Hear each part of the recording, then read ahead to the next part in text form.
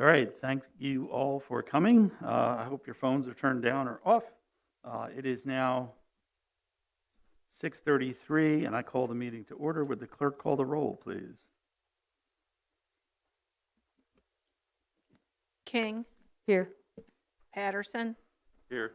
Paul, Storr, Esri, Here. Furtado, Thorsland. Here. All right, thank you. We have a quorum with one member absent.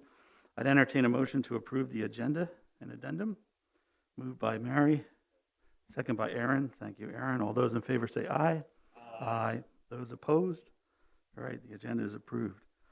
Tonight we have the minutes of the June 9th, 2022 regular meeting and the June 30th, 2022 study session before us. I'd like to put those into an omnibus motion. And if someone would like to make a motion to approve those. Moved by Aaron, second by Mary. Thank you. I'd actually like to, there needs to be a correction. Yes, that was what I was asking for next. Okay. On page 10, Adani Sanchez is the 6th name from the top, and it's spelled very, very wrong. Oh, yes. All right. Mary, do you have the correct spelling for that somewhere? I assume you do. That was what it looked like on the form that she filled out. So that was. Okay. Yeah. Do you know the correct? It's Adani, Adani, and Sanchez, Sanchez, right? Chez. Okay. CHEZ. Okay. I will get that corrected. All right, thank you, Mary. Thank you, Mary. Any other changes, corrections, addendums? Seeing none, all those in favor say aye. Aye. Those opposed? All right, they are approved. We're now moving into public participation. I'll remind you, you have 5 minutes. We have a total of 1 hour. I would ask people who kindly sent emails, if you're in the audience tonight and you signed up to talk, you can mention that you sent the email. One of the best things is that you did that. We have it, your words right there in front of us. If you want to leave some time for other people so we can get through the whole stack, let us know. Refer to your email.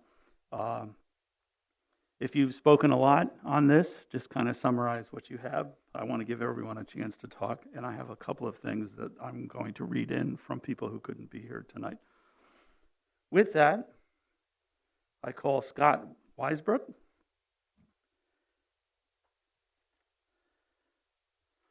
And when you get to the microphone, make sure it lights up red like this, and speak clearly into it so that Mary can get it for the notes. Just push that center button closest to you. Perfect. Hello, and thank you for your time. I've been at a couple of the meetings. My wife's been to some of these meetings. We've been following with great interest this process as it has played out, and we had pretty much unanimous support for what the zoning board put together. And then suddenly it seems like other people want to do something else and not listen to the people who will be impacted by this. At the joint session, we had someone talk about local control, which was interesting. It was said that we want to get something good passed at the county level so that the state doesn't take this away from us. And I think it's interesting that local control apparently stops at the county level, period, and that the people who live and will be impacted by these, their local control ideas really don't matter, clearly. It was also mentioned by the chairman, I believe, that there are many, many people who did not provide testimony who are clearly in favor of this, and we need to take their voices into account too, which seems amazing to me. I think it's a lot more important to take into account the people who cared enough to come to the meetings and speak, and the people who will be impacted. It seems pretty clear that there is one side of this issue who has people who have come regularly to the meetings, and I just hope that you will respect the wishes and the voices of the people who will be directly impacted should this be changed in a drastic fashion. And I'll save time for other people. Thank you. Just to be clear, I think that it's become common knowledge now regarding whether the state was going to legislate wind farms, that that's become a dead issue, that that's not a concern for anyone, not us, not you anymore. They had put several bills up, always withdrawn, and apparently they won't try that again, which is very, very good for us. So that's correct, because it was true when I said it. All right, next is Roger Henning.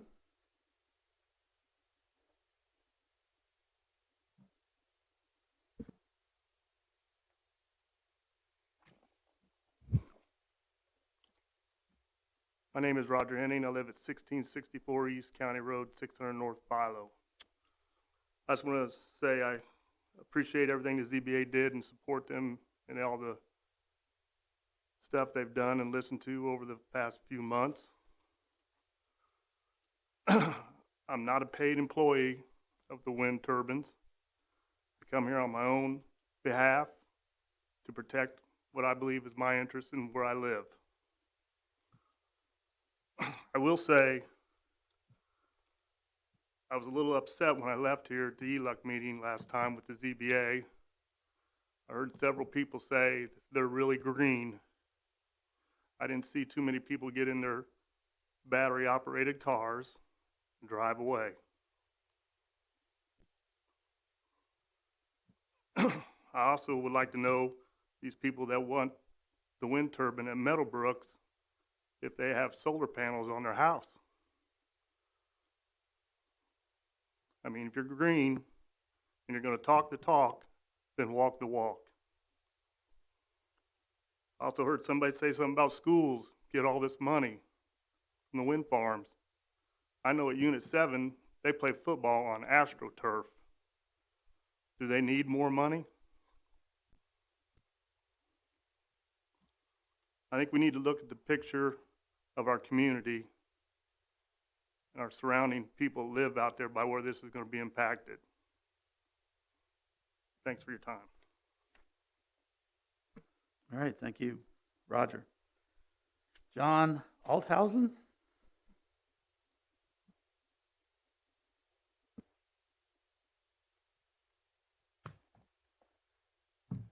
And you said, is this working? It is. Okay. I brought with me 4 copies of a couple of things that I came to the joint meeting in June, and I hadn't really followed what was happening prior to that. And so what I have is something from Canada Health that summarizes the findings of the health study that they did. Also, an article, 2 articles from this year, one from the Toronto Star, and the other one is from Wind Concerns Ontario. I guess I'd summarize their summary in that, you know, they're not finding, I think we know this, they're not finding health effects or illness effects in the survey that they did, that this is primarily annoyance and quality of life. Surprisingly, they say the results of this study do not support an association between wind turbine noise and self-reported or measured sleep quality. I'm not even sure that I believe that because my wife has trouble going to sleep at times. She grew up on a farm, and then she stayed with her aunt for 2 years in St. Louis when she was taking medical classes, and now she really can't sleep without a pillow over her head. But I think this is useful. The other 2 articles talk about how, really in the first paragraphs, it says the correction. Setback from dwellings is 550 meters. And in the other article from the Wind Concerns Ontario, it says, in spite of the complaints, the government has not changed any of the regulations, including setbacks from homes, from wind turbines, since 2019. Now they spent, from what I could tell from searching through the history online, They spent $3 million on this study, but they're not implementing it. Ontario has the largest number of wind farms in Canada. And they also have a, let's see, he's the premier. I think his name is Dan Ford. And he's against renewable energies. And he's been in power, he's been in office for 4 years. So he's had plenty of time, I think, to put some of these things into effect. So I think that, that maybe you should take that into consideration. That it looks like a wonderful study. It's full of all kinds of numbers which seem to maybe take on a life of their own. But I think, I wonder why they haven't adopted it in Canada. So here are some copies for you guys. Give those to Mary. Mary will make sure that it gets put up and that we all get a chance to get a copy of it. So thank you, Darlene. Thank you for your time and all your efforts. Thank you. Rebecca Kammerer.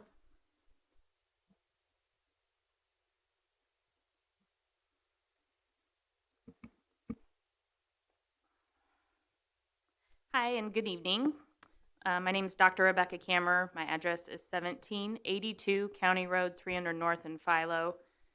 I spoke at the previous ELUC ZBA meeting and found your discussion very interesting that followed. It became pretty obvious from your comments that the board is being very dismissive of all of our concerns about wind turbines near our properties, as well as the ZBA's recommendations.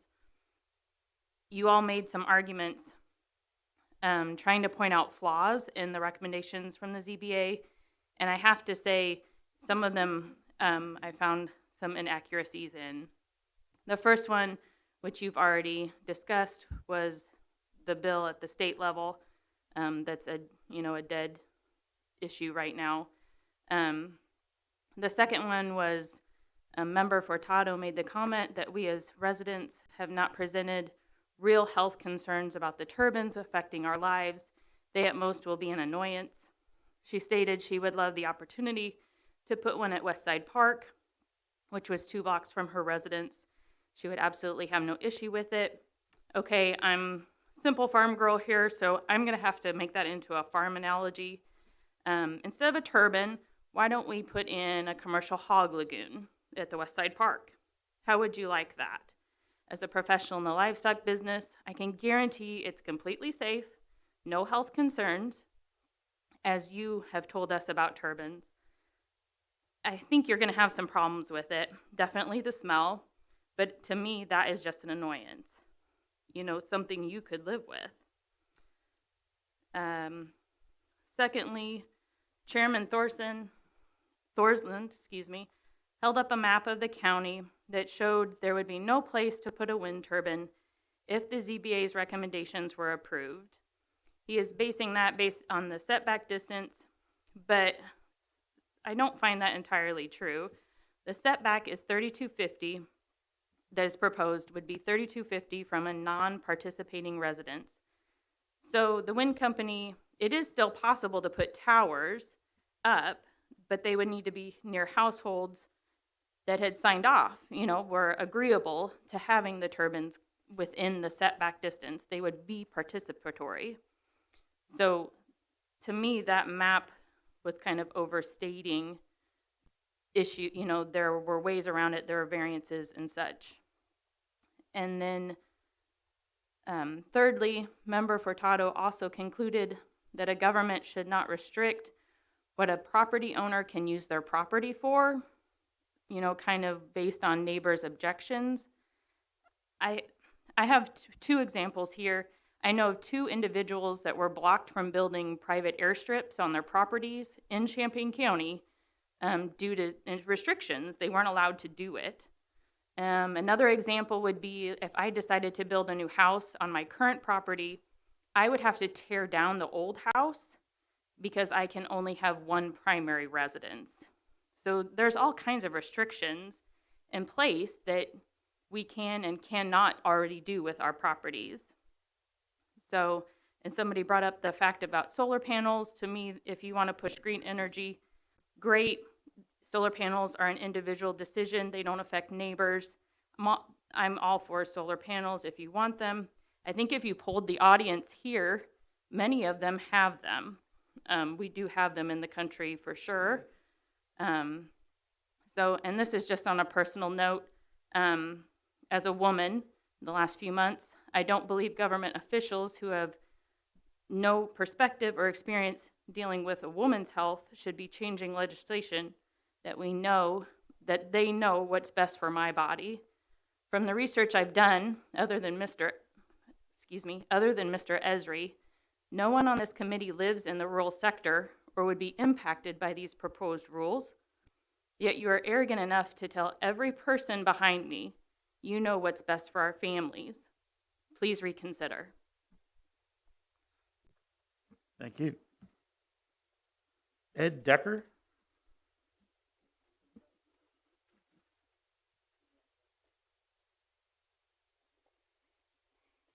Hi, I'm Ed Decker. I live at 915 County Road 1700 East, Philo, Illinois. Been a lifetime resident of Champaign County and lifetime taxpayer. I'm for the 3,250-foot setback. I'd like to see it from property lines, folks. And I think the 499 we have in effect right now is just fine. I think we've got up here and gone to bat. I guess I've kind of heard that maybe you guys are wanting to raise that. I haven't heard a whole lot of people up here saying a reason for raising it. And I think they need to get up here and say that reasoning and face to face, and we have an open debate about it. How I got to 3250, I guess my story is a little more personal. I ran a trucking company for 28 years as well as farmed, continued to farm. I sold the trucking company about 2.5 years ago. Probably about 20 years ago, I saw the first wind farms go in. First ones I noticed was north of LaSalle, Peru. Then across Highway 20 in Iowa, there's a nice little kind of rise there. Got them. And you see them off in the distance, and they're just gently, kind of looks from a distance, they're lazily out there, just going around. And 5 years ago, I wouldn't have been here. Also farming a family operation. My son rents a farm down in the Newman, Longview, that wind farm down there that just got in there. My boots on the ground, firsthand experience. The construction process was way more intrusive than I'd ever dreamed it would be. His farm, his landlord did not participate in it, but we're surrounded by three sides. That ground that is in the wind farm down there. They crushed both of our tile outlets. We had to fix them. The shadow flicker is real. If you go down there for 15 minutes, it's not going to bother you. You're going to say, wow, every 3 seconds that's coming around. It's not a big deal. You work on a tile line out there for 4 hours, it starts to get a little annoying. The infrasound is real. 5 years ago, I wouldn't be up here arguing this point. My boots on the ground experience tell me that this is way more intrusive, and that's why I'm up here really lobbying against this. Wind farm, in my estimation, they did pay for the tile repair. The crop damage was, I suggested my son and my business, I've never hired a lawyer to represent us. And I said to my son, we've always tried to negotiate win-win situations. And for winner for them, and it was bad advice I gave my son. He should have hired a lawyer to go on after our crop damage. I felt we were very much on the short end of the stick. So, and I think one thing you're going to say, well, this guy's anti-green. No, I'm not. I'm for green energy. I'm just for green energy that makes sense. Like I say, the construction process under each one of these towers is about 1,000 yards of concrete, rebar. I'm going to let these guys, they can correct me if I'm wrong, these 685-foot towers, but so there's approximately 90 to 100 yards of concrete under each one of these. One of the first people I'm just shooting from the hip here, they contacted was my 96-year-old father who lives out of this area, that they wanted to sign him up. And I know one other landlord that was elderly, didn't live in the area. Those are the first people they contacted. They didn't contact, it's Next Era Energy on the the lease they wanted him to sign. Doesn't say anything about Next Air Energy. It's a limited liability company. I think part of the reason that is 20 years down the road, they need to move those out of here. Well, these limited liability companies, guess what? They don't have any money. They can't clean it up. I think you folks need to look at our interest and say, hey, we need to have a $1 million per tower to clean this up. Because I think a good example of that would be in my travels, oil wells down southern Illinois, time the oil field played out. Well, it wasn't the original person that had it. It had been down to their fifth operator on there, and guess what? Fifth operator didn't have any money to clean it up, so now it's up to the landlord, or they got some kind of cleanup van. I can't give you names, or I guess I could if I could give me some time. I'd give some names and number of people that affected. But we need, that's one thing I'd like to see you do. So I'm not anti-green energy. I'm just for energy that makes sense. Even their data, and after watching them go up to thousands of yards of rock to put in roads, I see I'm out of time, but I'm against it. My name's Ed Decker. Thank you. Thank you, Ed. Dirk Rice?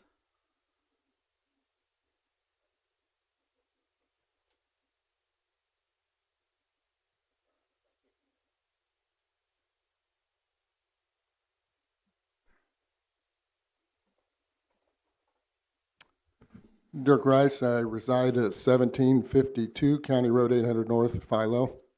My start in this, I actually sat in on just by chance, same meeting Ed did with his dad when this company first came to town.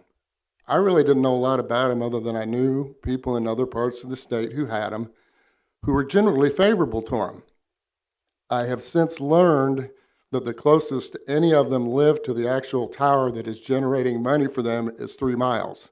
So your perspective is a little different when it's making you $1,000 a month and it's totally out of your sight. You don't have to see it. I tend to believe people. I didn't know a thing about, the people that were bothered by the noise levels and all this from these, or the amount of noise they made. Didn't know a thing about any of that, had never considered that until we started looking into this process. But I tend to believe people. And there's more than just the person who's come to these meetings that I've come across have been bothered by it. And talking to people up in the California Ridge area, they said there's been several people who have moved out of their homes because they were bothered by them. They knew the county wasn't going to do anything about it. The county approved it. They were just stuck. They could stay and deal with it or leave. So they left. And there's people that could probably give you names. More than likely, they've signed these good neighbor agreements, which say you're going to be sued if you come out and say anything negative about the company, which to me is an abomination to tell people they have signed away their rights to complain about, someone that's harming them, but that's how these things operate. And so someone says these things bothered him. I don't have any reason not to believe them. And there's lots of evidence out there that this is real. If I came to you and told you that, stood in front of this committee, someone who says they suffer from depression is just making it up, imagining it, you'd go nuts. If I told you that these people who think that they were born the wrong sex and want to have an operation are just mentally ill, you'd lose your minds. But that's exactly how you're approaching people who say these things bother them. You're just totally dismissing it. You're taking the word of $1 billion corporation whose only interest is making money for themselves. And I find that interesting. I look at what other counties are doing. The trend is people are increasing setbacks. Some counties are totally banning them. There's counties in California that are totally banning them. How I got started in this, the first meeting when they told me the distance they could put this from our houses, I was just stunned. I could not believe that it was legal to build something that big, that close to someone's residence.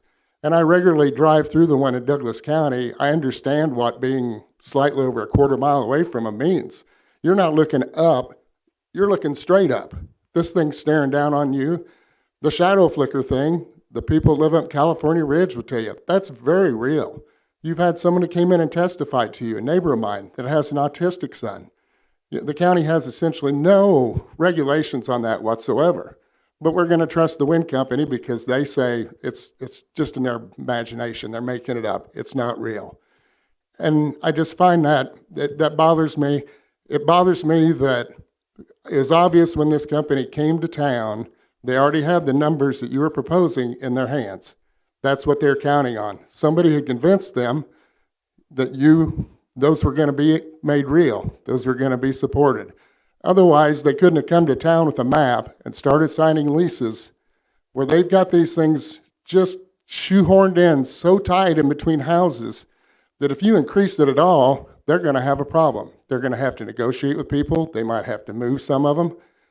And I'm just betting that's not going to happen. I'm betting someone's not going to want to go back on what they told this wind company they were going to do for them. Just in closing, knowing that you knew you weren't going to change, you weren't going to give an inch on what you wanted as far as the setback and probably any of this other stuff, it's very disturbing to me that you let ZBA spend months studying this, sitting in meetings, when you knew full well any recommendation they brought to you other than exactly what you sent to them, you were going to dismiss. And I don't know how you're going to get people in the future to serve on ZBA if this is how they're going to be treated by our county. Thank you.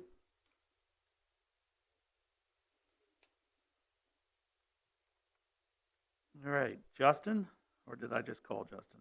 No, Justin Bowers.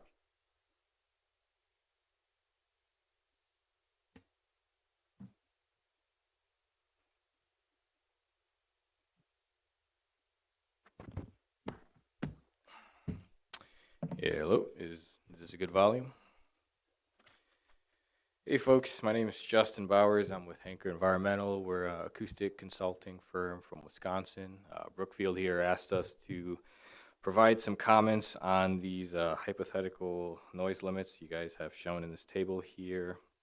And they also asked us earlier this week to do a quick analysis on how the current California Ridge wind farm would stand up to some of these noise limits if it was being permitted today.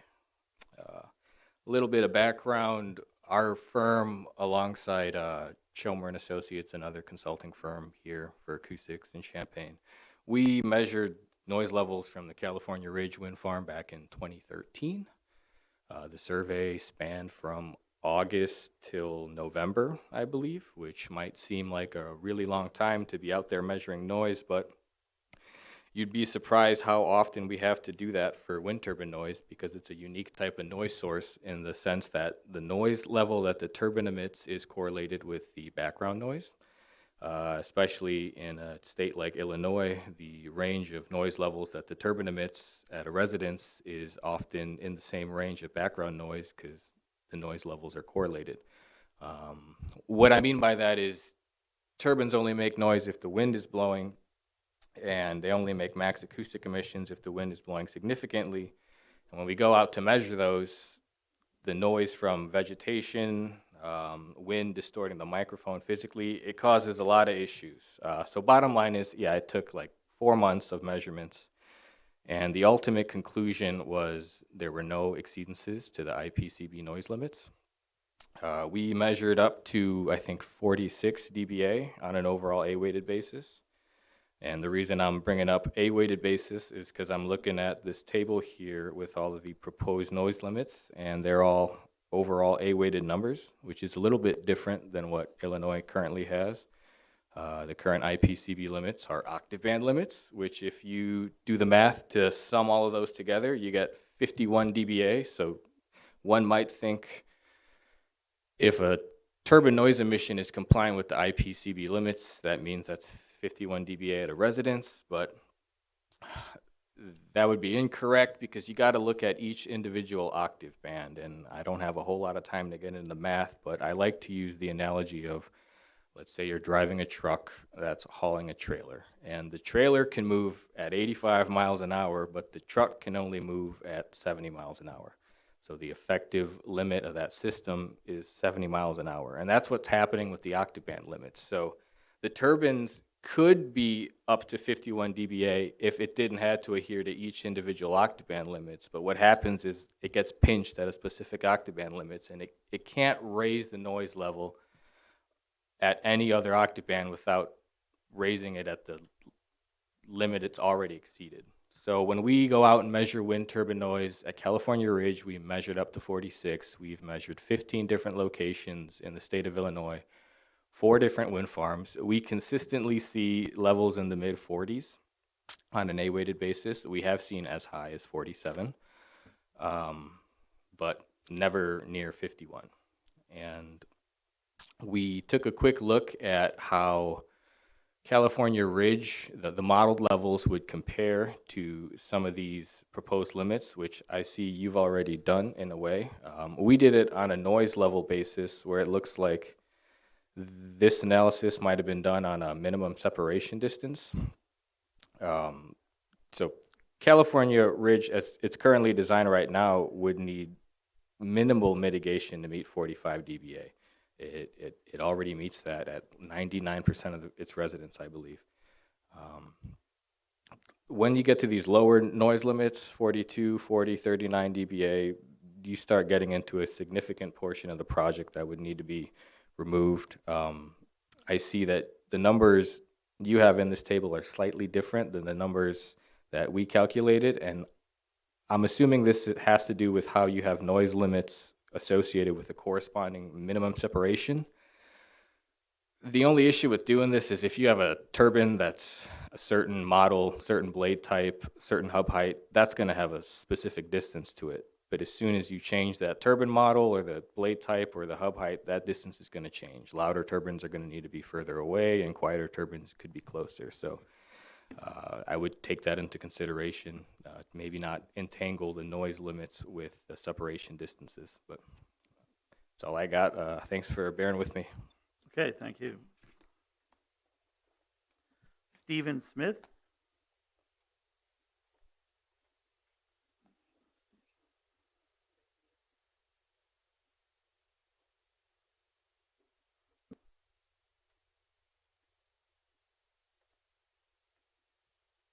Mr. Smith, I'd suggest you choose the other chair. It looks like it's adjusted up higher. Probably work better for you. Yeah, that sounds like a good plan.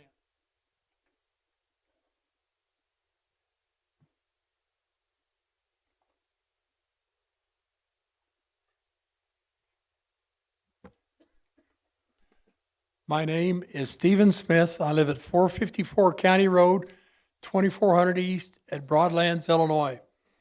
ELUC members, I want to rebut the idea that we'll be turning down millions of dollars that would be going to our school districts if the windmills were not built.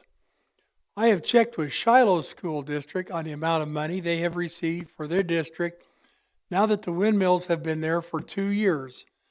As of July 7th, 2022, they have not received any money whatsoever. This year is the first year which the windmills will provide a tax revenue for the school district. Now, most people do not know is that every year the tax assessment is depreciated down to $0 after 15 years. That means they will not pay for schools, roads, fire departments, police, drainage district assessments, township costs, bridges, libraries, or any other taxes after the 15 years. The windmills, however, will still be there for another 35 years, disrupting the community. The productive farmland where they have the right-of-way will be out of production, reducing the tax revenue for the affected land. Now, on the topic of renewable energy and the environment, what is it which makes a method of producing energy renewable? What makes it green? That which makes energy renewable is its ability to be continually produced, and makes green energy is whether by or not is releasing carbon dioxide and other greenhouse gases into the atmosphere. By these metrics, it is not wind energy, but rather biofuels, which are the most helpful to the environment. This is because when a plant grows, it is taking carbon dioxide out of the atmosphere and creating sugar and releasing oxygen through the process of photosynthesis. Therefore, biofuel is carbon neutral. Now, although the operation of a windmill does not use fossil fuels itself, the production of a windmill does. This windmill requires a tremendous amount of energy, materials, and hours of construction. This means that a windmill will never be carbon neutral, unlike the green energy, which is biofuel. As to what was said about the windmills not causing negative health effects, the University of Illinois did a study released by Eric Zhao, which showed a significant increase in suicides of those living near the windmills. This direct effect on the health of citizens of Champaign County is not worth any dollar amount. If the members of this committee think there is no risk to the health of the residents of Champaign County, then let the committee build the windmills on their properties, by their houses, and around their families. The ZBA researched issues and, in addition, heard research information presented by the public at their meetings. They made informed decisions, and they even told you their reasons for voting the way they did. The ZBA's research was well done and well thought out. On the other hand, this committee has not done any research or provided it at the meetings that I am aware of. You have brought no science, no studies, no citations as to the use, benefit, and lack of risk regarding these windmills. Let us then go with the science and uphold the vote of the ZBA. Thank you. Stephen Smith. Thank you, Stephen. Kelly Vetter.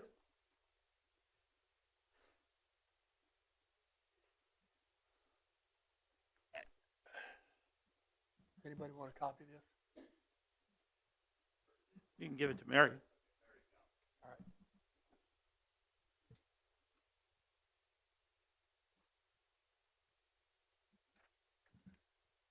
Doesn't matter which one I use here.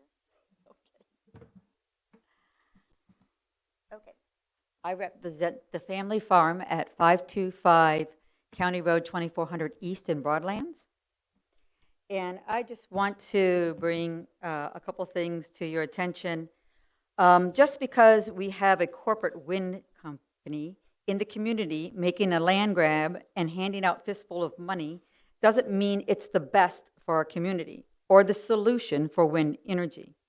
The biggest factor working against these corporations is the number of years they need for signed commitments from landowners, 30 years minimum, with options for 50 years. If we consider how technology changes in just a few years, it would be reasonable to see this also happen in the wind industry. They must see the handwriting on the wall. This is clearly why the wind companies are swarming across the U.S. and getting in as fast as they can. Wind industry executives have acknowledged that the industry is all in trouble and has entered into a self-destructive loop, citing inflation. Additionally, the war in Ukraine is compounding already pressing supply chain problems and fuel current lack of stability in the industry. These supply chain issues have driven global contract prices for the renewable projects up by 30% in this last year. Unsurprisingly, major manufacturers are reporting net losses as several wind energy developments are stalled for want of parts.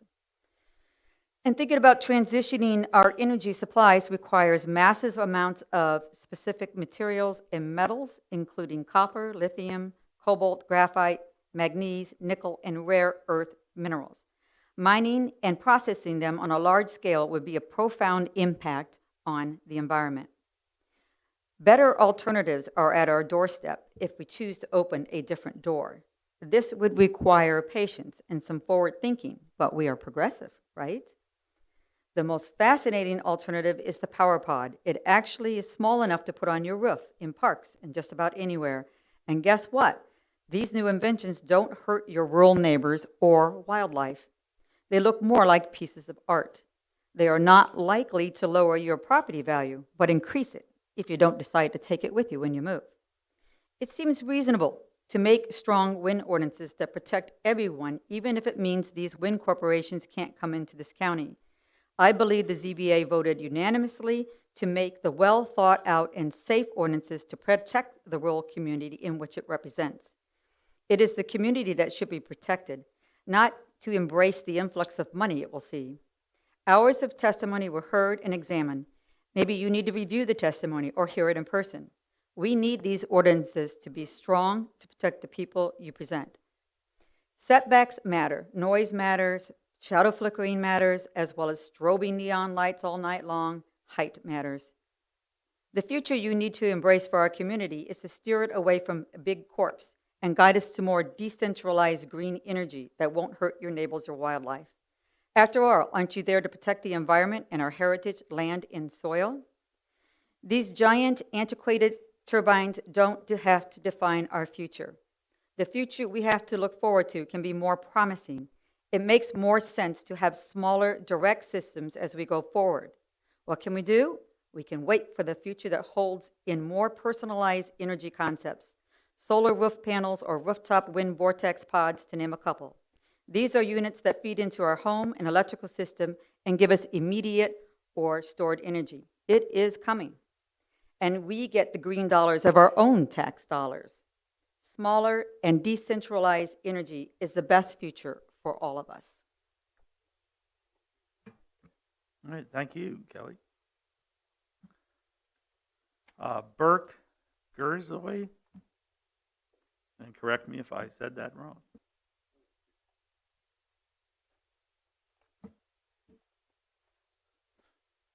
Good evening. You actually said it correctly. It is Burke Gerzoy. I'm with Brookfield Renewable.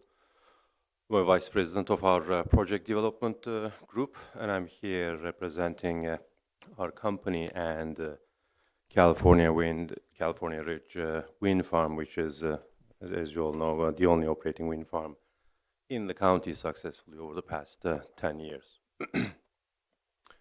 I also want to make it clear from the get-go that we do not have any new developments or any plans to expand California Ridge. We're only here to be, I guess, the voice of the industry, representing facts and science, and leveraging our real-life experience operating this wind farm, as well as over 1,000 turbines across the US. In particular, I think I'd like to talk about the approach that kind of we are seeing to be taken here in trying to correlate noise limits with setback or separation distances. I'm looking at this table, and I think what we are seeing here is that this is an attempt in trying to control or regulate noise by imposing separation distances. The issue is this: noise and separation distances, or noise limits and separation distances, are two entirely separate issues. Noise, as our consultant has explained and can further explain, noise at the receptor is a function of multiple variables. It depends on the turbine model, make, vintage, the operating mode, the placement of multiple turbines across multiple residents, meaning it's never a single turbine to a single receptor calculation, the land cover, topography, obstructions between the turbines and receptors, the weather pattern, and the wind direction. Therefore, it's impossible, while you can kind of try to draw conclusions or correlations between separations and noise limits looking at other projects, in reality, it's impossible to come up with a universal setback distance to regulate noise. The two are separate phenomena and need to be considered and treated separately. And I would point to this table, in fact, as proof in the pudding. If you look at the second row, second column, it indicates, looking at our project, that in the Champaign County setback that California Ridge complied with indicates 12 feet separation from the nearest kind of dwelling, whereas in fact the noise level was estimated at 44.6 dBA. If you look at the next row, you'll see that 45 dBA that I think is being referred to as World Health Organization standard is estimated to be 1,700 feet to a dwelling. That in itself, I think, explains that it's really not possible to regulate noise based on distance. The two need to be separated, as our consultant Justin explained as well. IPCB standards, in essence, translate or equate to an effective noise limit of about 46 dBA. Because the noise emissions are measured across multiple frequencies, and because the 1,000 hertz frequency is most dominant, with a 41 dBA individual frequency limit, turbines can never exceed that 41 dBA at 1,000 hertz. And when they do so, the effective limit, total aggregate limit on the turbine is about 46 dBA. So we want to make sure that that point comes across very clearly. 51 dBA reference is incorrect here. In effect, it's about 46 dBA. IPCB standards are already very close, roughly to the WHO kind of standards here. And these standards have been in effect in California Ridge. We have 134 turbines. We've been operating for 10 years. We received a single complaint and 0 violations. I think just want to kind of point to that fact. All right, thank you. As a real life experience. Thank you for coming.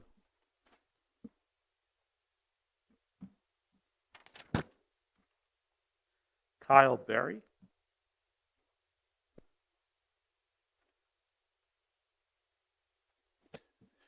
Good evening. My name is Kyle Berry. I'm an attorney based in Springfield, and I've here representing the California Ridge Wind Project. As I mentioned at a previous meeting, I've been doing renewable energy project development, zoning, and permitting for over a decade in central Illinois and parts north. And I guess my focus tonight is on 3 issues relating to, I guess, legal stuff that is tied to the noise limits and the proposed changes to the noise limits that the ZBA has made. The first one, I just want to make sure that the committee and that the board and the county have appropriately considered whether the county has adequate staff and infrastructure and expertise to enforce sound limits if indeed the county decides to do that and apply them to wind farms. And just by comparison, the Illinois Pollution Control Board, which has been around for decades, is a division of a state agency, the Illinois EPA. The Pollution Control Board has staff and attorneys that are devoted to dealing with sound limits, and the Pollution Control Board has statutes and regulations that have been interpreted, or in other words, they have case precedents based on noise complaints and administrative proceedings relating to those, resolving those issues.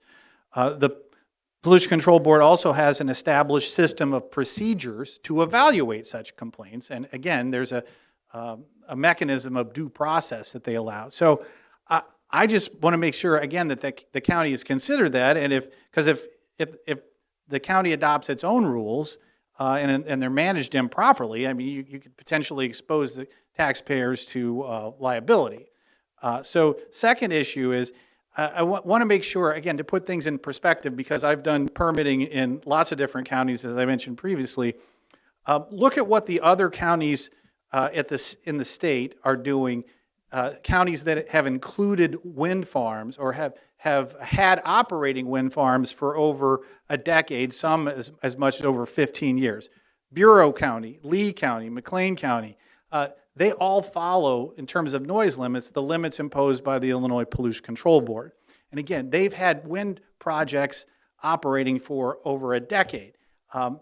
Bureau County, for example, has recently had a project that was repowered. Some of the older turbine models were removed, new turbine models were erected, and again, the system in place with the Pollution Control Board has been working evidently for them for quite a long time.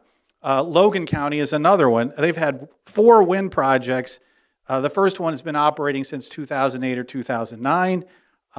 I've done quite a bit of work in Logan County, and somebody brought up the tax issue earlier. I can tell you in those other counties that have had these projects, they've enjoyed significant financial benefits to the tune of, that allowed them to hire, to do things like hire additional sheriff's deputies and to plow that money into other infrastructure, repairs to the courthouse, for example, in Logan County. So, I mean, it's not insignificant.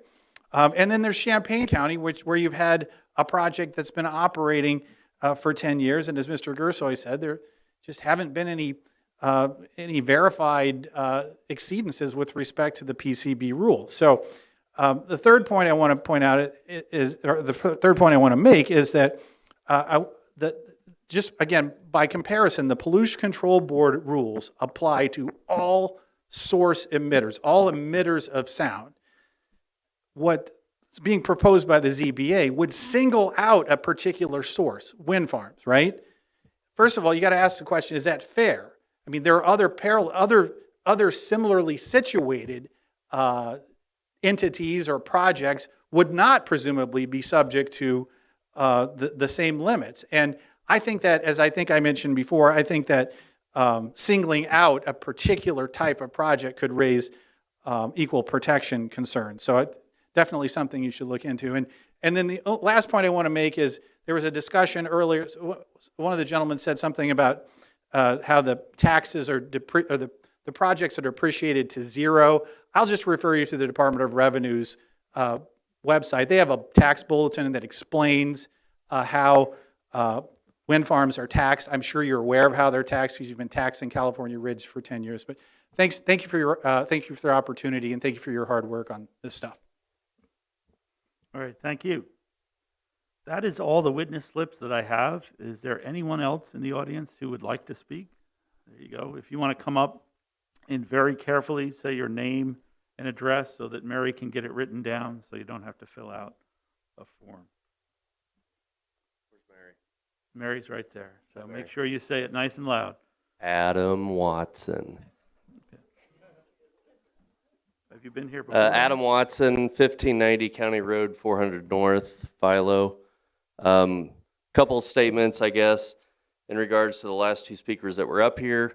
I find it very ironic that California Wind has no projects in proposal for what's going on in Champaign County, but they'll send two people here, one of them an attorney, and they'll pay an attorney to come here and speak on facts when they don't even have supposedly a dog in the fight.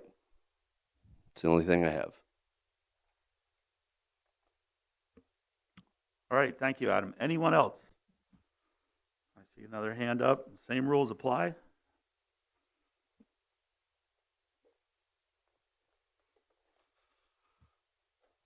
My name's Don Carter. I live at 1799 County Road 800 North, Philo. I would just like to respond to the CEO individual that talked about the fact that there is no correlation or relationship between distance and the sound. We presented data to the ZBA that said just exactly the opposite. There was very specific notations of as the distances increased and the noise levels that the specific complaints were less and less likely as that progressed. I would also say that just that mere notion defies logic. I'm guessing there's probably been few complaints about wind farms that are over in McLean County by anybody living in Champaign County. So just on the face of it, it seems ludicrous to make that conclusion. So that's all I have. Okay, anyone else? Yeah, one more.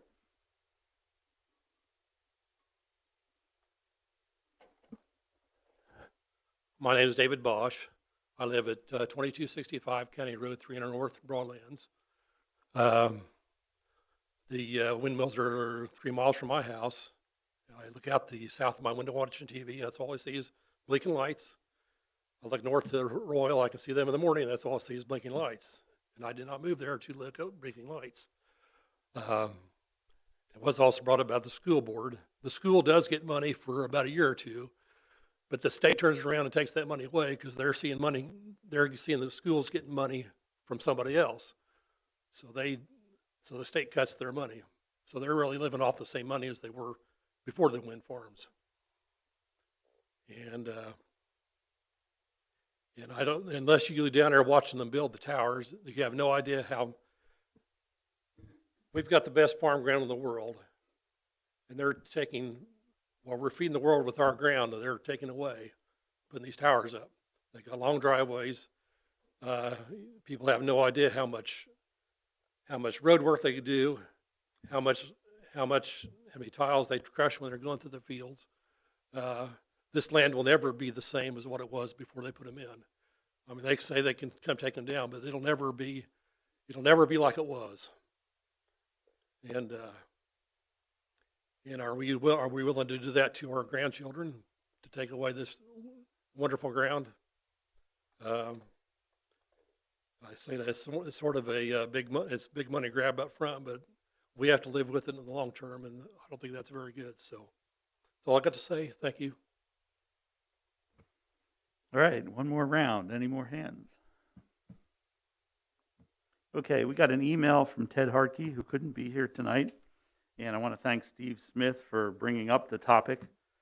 This refers to, I just got this 15 minutes before the meeting started, and I did not have time to read the whole thing. It appears to be something that Ted sent from a phone, but the information is here. In summary, let me just read a little bit of it. This is about the impact of wind on suicide. And again, it doesn't appear to be a published paper from the University of Illinois. But I don't know this. It's an abstract. And you know what an abstract is? It's when someone puts a topic out there to talk about.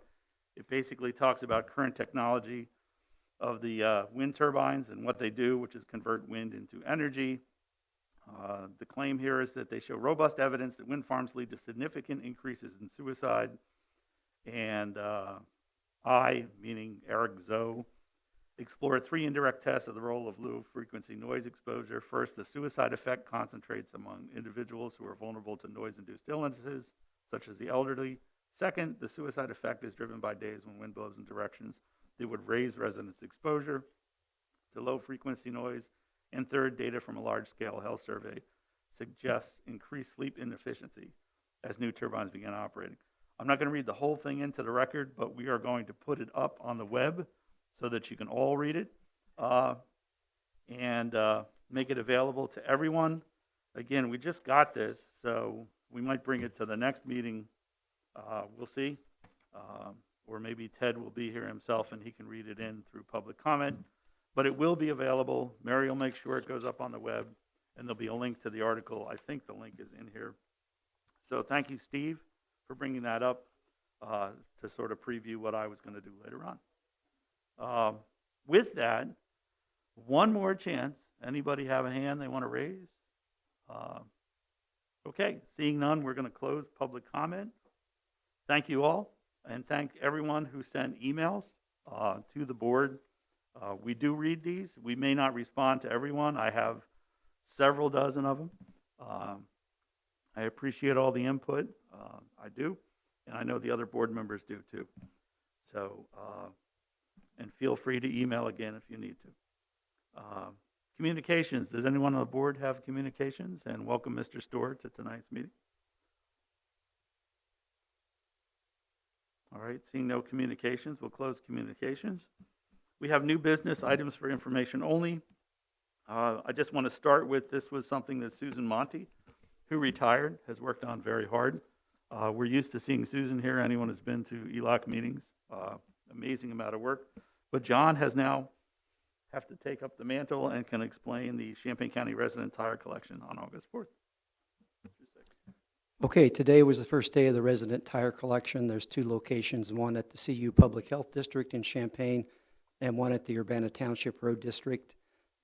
This collection is being done at the same time as we have an AmeriCorps team in the county. Unfortunately, one of the AmeriCorps workers is being quarantined due to COVID, and the others are cooling their heels until they get the okay. So our lone staff member, Trevor Parton, carried the load today and did a great job. We almost have one of the trucks full already. In fact, Urbana probably was full by the end of the day. We have public workers doing the health district truck. And because of the cost of this thing, we only have 2 trucks. So probably they'll both be full by the end of tomorrow. But that's a lot of tires that they will have collected. And I do thank Susan Monty for putting this together. And we're going to wrap it up as best we can. All right, thank you, John. Big shoes to fill, I know. Okay, we now move on to 8 new business items to be approved by ELOC. Just as a brief explanation, and I'm glad Chris is here, and now he's not. This is what happens when you look down to read. I'm sure Chris will be back. We are going to provide staff, which is John, direction for parts of the text amendment that has to do with the wind farm stuff. So everyone who's here who is interested probably will want to stay. I was going to open it up with Chris, but we'll move a little further on. The first item, A1, is to revise section 614C2 to increase the minimum separation to principal structures. And again, I will say what I said in several of the other meetings, including the joint meeting. When we asked ZBA to hold the public hearings on the wind farm ordinance getting updated, and I think everyone will agree that it needs to be updated. The wind farm ordinance was done 12 or 13 years ago, and the California Ridge application was along the lines of 12, 11 years ago, before construction began. So time has passed, technology has changed, what we know about wind towers has changed, and it was clear we needed to update things. We did not give the ZBA great direction. We used words like, well, just no tower height limit, you kind of decide. And the ZBA did what they were supposed to do, even though we didn't give them great direction. They listened, people came and discussed it. There was a lot of public input, in particular, a lot of public input from an area where a wind company is already working with landowners down there. And that's all appreciated. And the ZBA did what the ZBA does and provided us with some recommendations to ELOC, given everything that they had. And we gave them, sort of a blank palette and not a lot of direction. And what we're going to try to do now is correct some of that. We were negligent in giving them some structure to discuss. And we're going to try to craft some parts that have some brackets on things now that give more clear direction to what we want to change, to give staff time to put this together into some words on a page, a draft ordinance. That will come up, hopefully finished by the September meeting, a month from now. No action will be taken on it in the September meeting. It will only be there to be commented on and to give municipalities time to comment on it and get refined. And in October, there will be a vote on what we have in this draft ordinance. And then that will direct, more than likely, ZBA to hold more public hearings. It won't be all the parts of the ordinance because there, as you note in section 9 tonight, things that we will be voting on tonight that will go forward to the county board. So this is just the parts that I don't like to use the word in contention, but parts in negotiation, parts that we are working on that we gave poor direction to in the first place. So, and number 1 is this minimum separation of principal structures. Now, John, I'm going to give you a little time to talk about the chart. John, the floor is yours. Okay, well, I appreciate that Justin Bowers was so kind earlier in his comments about the table. And I appreciate what Burke Gersoy explained, that the minimum separations here in the table have been scaled from the plans that have been submitted for California Ridge and Sapphire Sky in McLean County.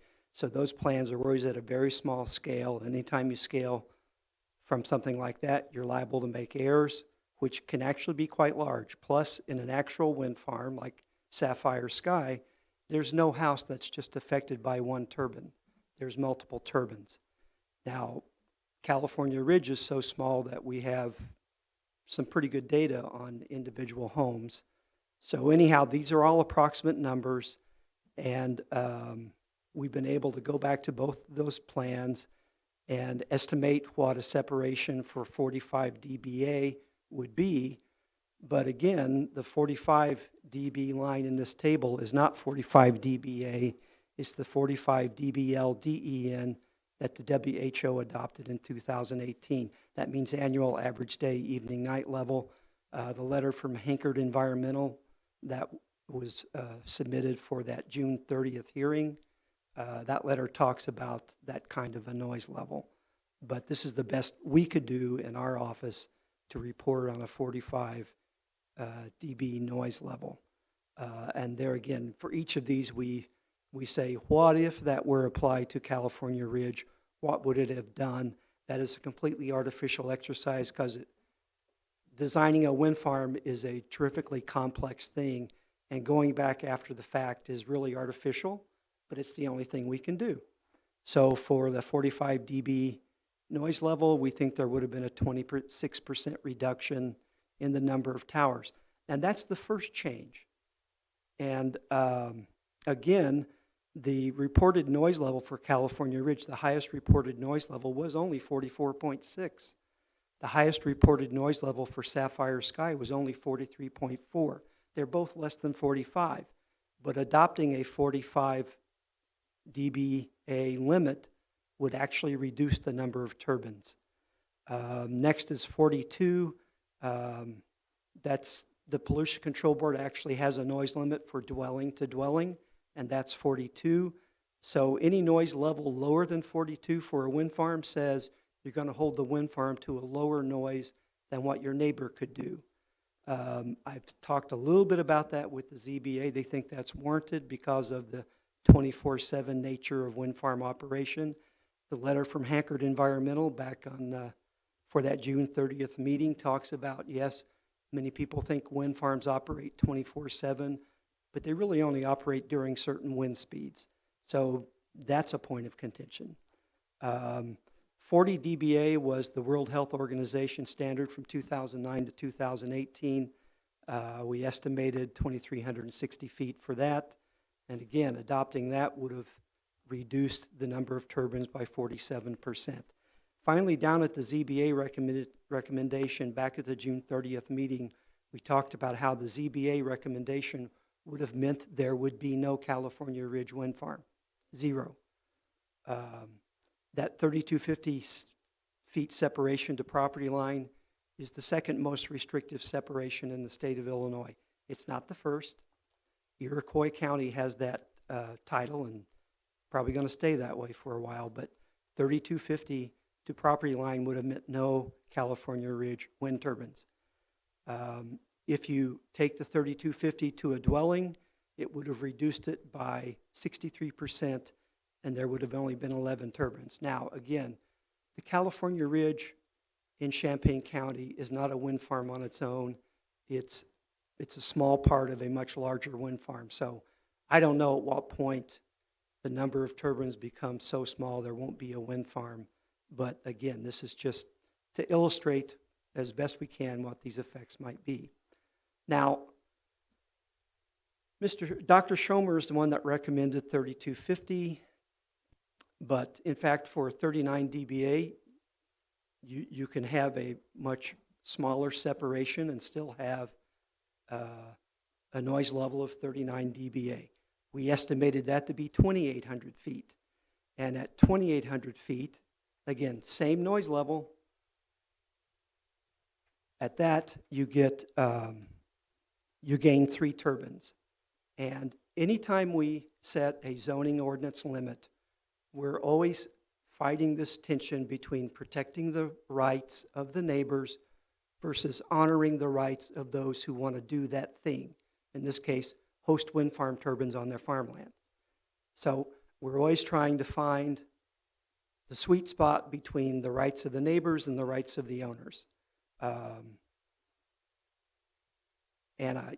So this gives you an idea, very crude, but the only way we really can at this point, of what the effects some of these limits would be. Now, I want to point out, Livingston County, the county where Dr. Schomer originally made this recommendation, they did not adopt the Schomer recommendation for noise level.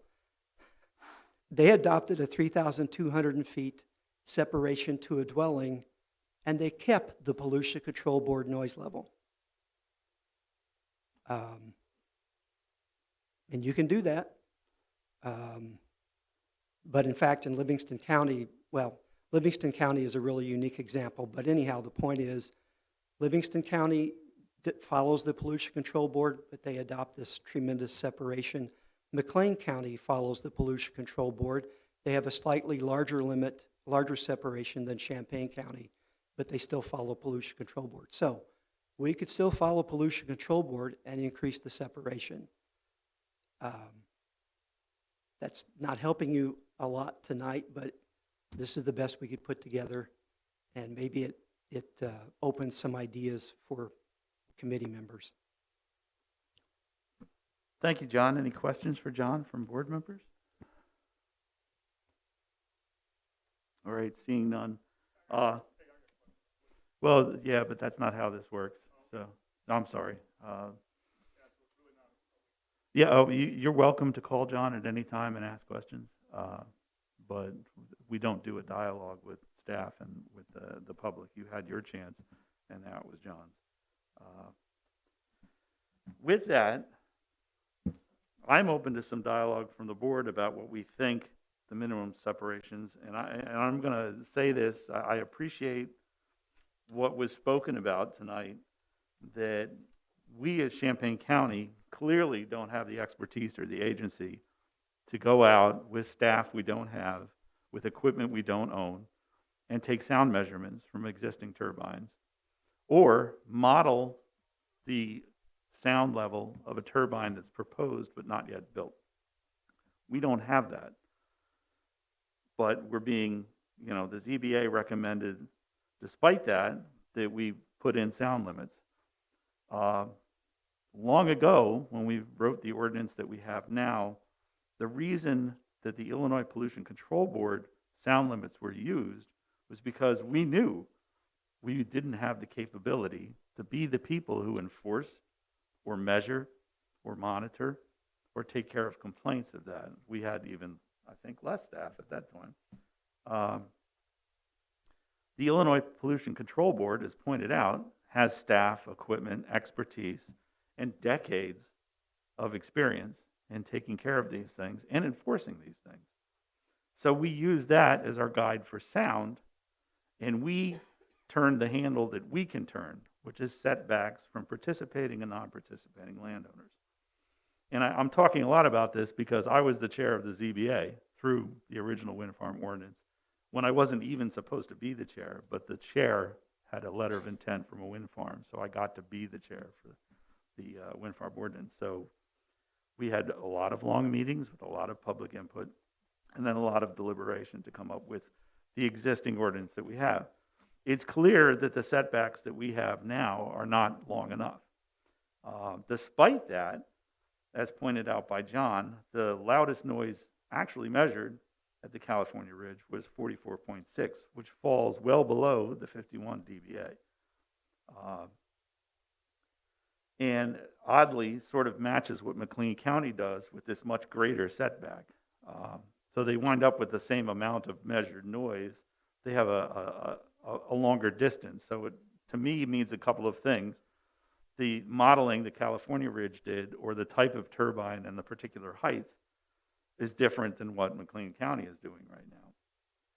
With all that, to be better at giving direction to staff to draft proposed ordinance changes, I would open up and suggest that our current 1,000 feet to a participating landowner is too short and should be increased to 1,600 or 1,700, which is what they do in McLean County, but their towers are 591 feet tall.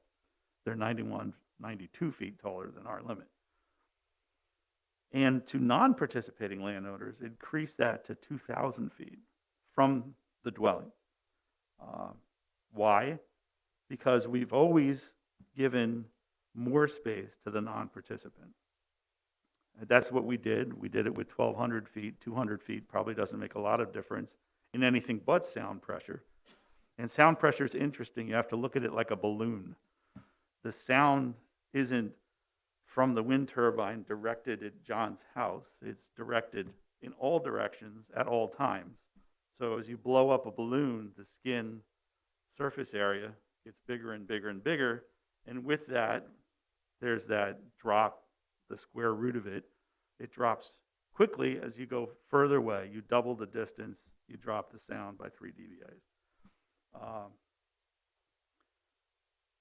And I think that the one gentleman who spoke with much more authority than me about sound discussed that it matters how many turbines, wind direction, ground conditions. We know the wind blows in Illinois. We know that when you go outside and the wind is blowing hard, it's not quiet. And there's a point where when I read lots of material, despite maybe what some of the audience members think, from 12 years ago up until now, through the course of all the ZBA hearings. And measuring this sound has very strict parameters. They measure so many feet off the ground. They stop measuring at a certain wind speed because at that point, background noise negates all sound from a wind tower, both audible and the inaudible, because everything now is making noise. So there's a lot of very rigid rules, and you can read about them in a lot of different studies. It's been studied to great extent in Great Britain. It's been studied to great extent with the Health Canada study, which I believe we have up on the web, right? The entirety of the Health Canada study. So, and I know some of you brought that up tonight. So I would put that out there for discussion as a starting point for the ZBA to look at, or for staff to draft into this ordinance. And that takes care of part one, but I want some discussion from the board. I don't want to talk to myself all night. So.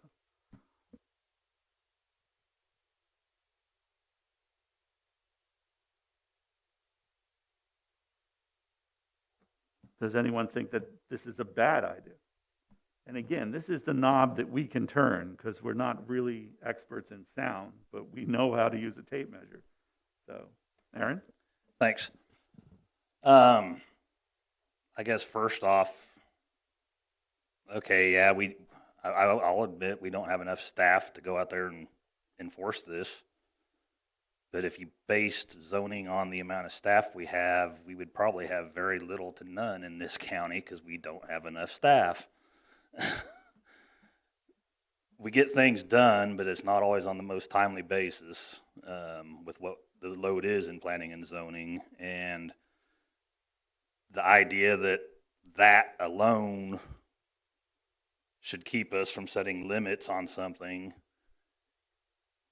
is bad logic, I guess I would say. The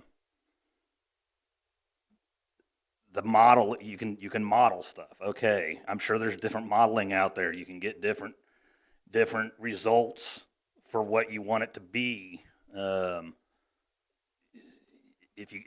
There's no doubt in my mind that if you're generally let's say pro wind farms, and you go in to set your model up, you probably have some built-in biases that you don't know of that would maybe you put one little thing in there that changes it to make it look better for wind farms for zoning, and exact same opposite if you're against them. So the idea that noise, we can't set a limit on it different than maybe the Illinois Pollution Control Board, to me, like I say, is a false logic or bad logic. As far as Eric, as far as your idea of the 2,000 non-participating dwelling, I'm not comfortable with that being enough setback. people in the county the people that have come mainly because of the activities that are going on right now with wind farms looking to signing ground for potential, it's not guaranteed, but for potential wind farms, have made it clear.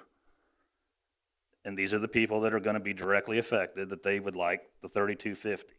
Now, some have made it clear that they want it from the property line, and others, I think, would be okay with it from the dwelling. I would say that I would be okay with it from the dwelling.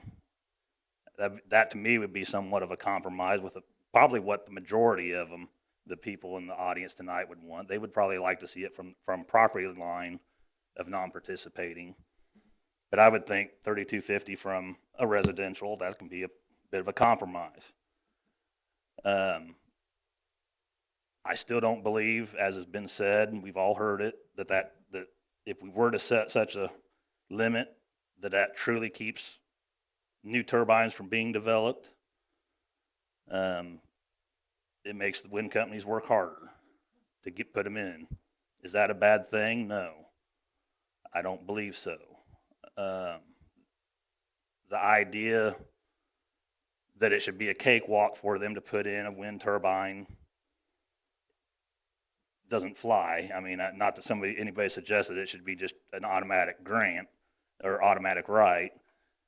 I'll bring in, when we had the discussions on solar farms, I voted for the majority of the solar farms to be approved.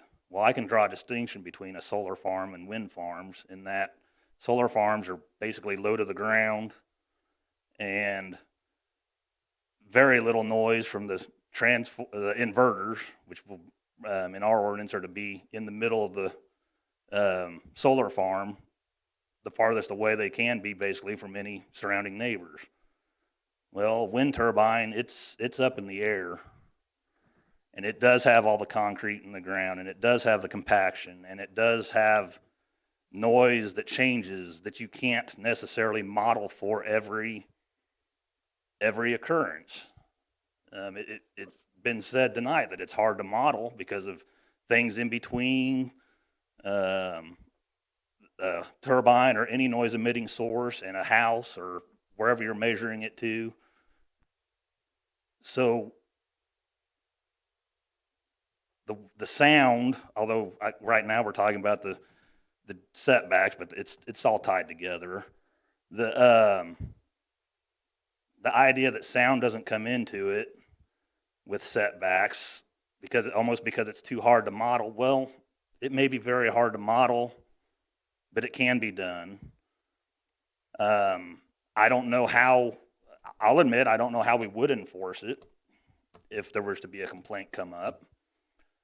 But I don't know how we would enforce if we're going to go on to the further recommendation from the ZBA, like the farm mitigation. If there's a complaint about that, if we adopt that part that was recommended to adopt from the ZBA, I'm not sure how we're going to necessarily enforce that either.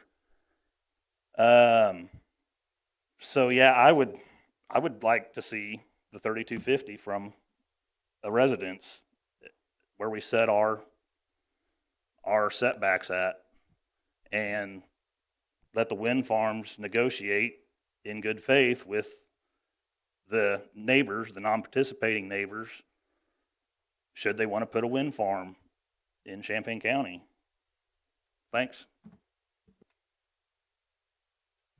Yeah, thanks for everybody doing all the work on this. I just want to start off saying that, I think it's irregular not to go with the ZBA. And despite however I feel about wind turbines, despite being for them, I'm for the folks that came out and made the system work and then wanted their voice heard and, working for their community. I think it would be dangerous, though, to try to set setbacks to a standard distance for noise in regards if we don't set a max for height of towers, because then it would make it pretty much impossible to do a setback on noise versus the different towers that come out. I think it would be a good idea to have it set to a multiplying of distance that we can do closer to with on noise.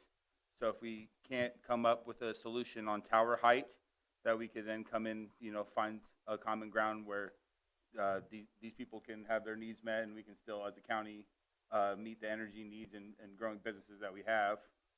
I like the idea of 3,200 feet just because, but if there's no real difference in noise from 2,300 to 19, it all seems better for people who are non-participating better than what we have.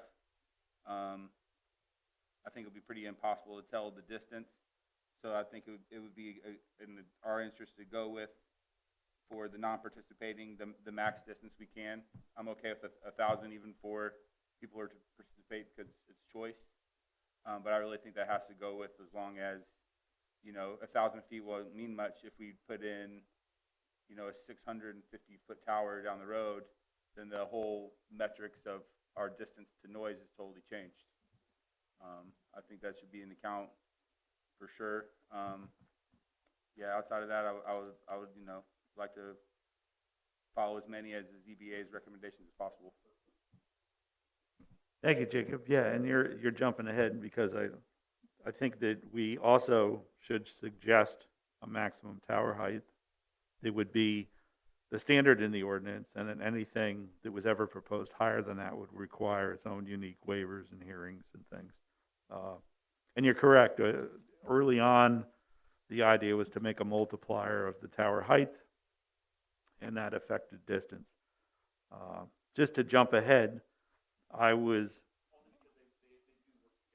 right, exactly. And to Aaron's point, we haven't done 2 yet, and I think that we're still considering having sound levels that are lower than the Illinois Pollution Control Board. I was just pointing out the difficulty in us doing that. There was significant modeling done for California Ridge, apparently fairly well done, because I think all but maybe 1 or 2 instances, and I'm not even sure that was in this county, they met or were lower than what the modeling had said.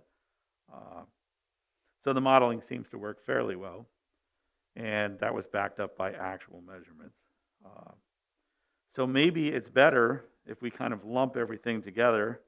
And again, this is not direction to staff yet. This is discussion to start. And I've made the discussion about the participating and non-participating setbacks. I appreciate everybody's input. My suggested noise limits were close to following the WHO noise limits, which is this 45 dBL DEN, which is day, evening, night, sort of amalgam of sound. But to put a night and a day sound on it of 46 for day and 43 for night, which is lower than the Illinois Pollution Control Board of 51, which can be modeled by a proposed wind farm company. They can tell us if this is going to be accurate or if a wind tower is going to be able to meet that. And I think it brings in 2 levels of protection, which I think is what Aaron's talking about.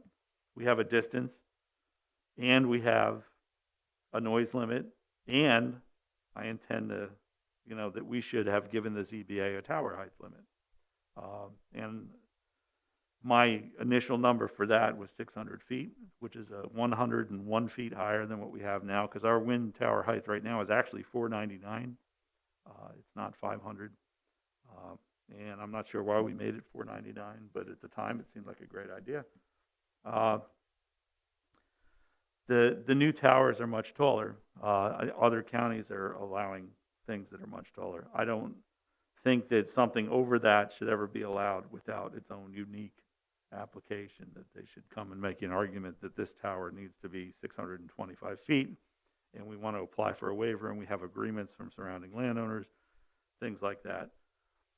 So just to put numbers out there to start with, 16 or 1,700 feet to a participating dwelling, 2,000 feet to a non-participant, 46 for the day, 43 for the night, in dBL DEN, which is this WHO. It's right in there. The infrasound, which is the infrasound is taking care of, if you take care of the sound itself. Infrasound is a slippery and tricky thing. I read a lot of papers on infrasound. Most of them say that you can't single out infrasound from the wind tower source because you're surrounded by it. If you live within a few miles of a highway, if you have an air conditioner compressor outside your house, if you have a well pump, there's multiple sources of infrasound that are generally 24/7. And the way that infrasound is handled in most places around the world is that you take care of the noise level, the audible noise level. And because of that, the infrasound is below that and taken care of. It travels differently, this is true, but I don't think there's any reliable way, and there's not a lot of reliable science behind measuring infrasound and taking care of infrasound and effects of infrasound, despite all of the things that you can read on the web. So I don't think we should try to put a number on infrasound, because that's even more difficult than us trying to put a number on sound itself. And there's just no direction there for it. So the numbers would be that 1,600 and 2K for setbacks, the 46, 43 night, and the 600-foot maximum. And the only way to go over that with a wind tower would be the wind company would have to propose and then seek a waiver or a variance through the ZBA and through ELOC and the county board. So, discussion. And Chris, I know you're here now. I have what you sent us, but I will let you talk about this. Maybe you want to talk about that now. Chris has a proposal about sound. Thank you, Chair Thorsland, and thank you, Director Hall, for the table. And I appreciate all of the folks. At least 15 people have emailed me, and perhaps some of you are in the audience. Thank you for sending emails and expressing your opinion on the matter. I do read that. In talking with engineering colleagues, at least one of them stated that he was wondering why we had any distance setback at all, that it could all be as a function of the noise measurements. And I thought that was an interesting suggestion. And Mr. Hall's table does a fair job of relating the distances to the measured noise levels. And I think that's mostly, I like the fact that he put down that these are estimated and that it's left unstated that there may be certain conditions that would cause an amplification or dampening of the noise.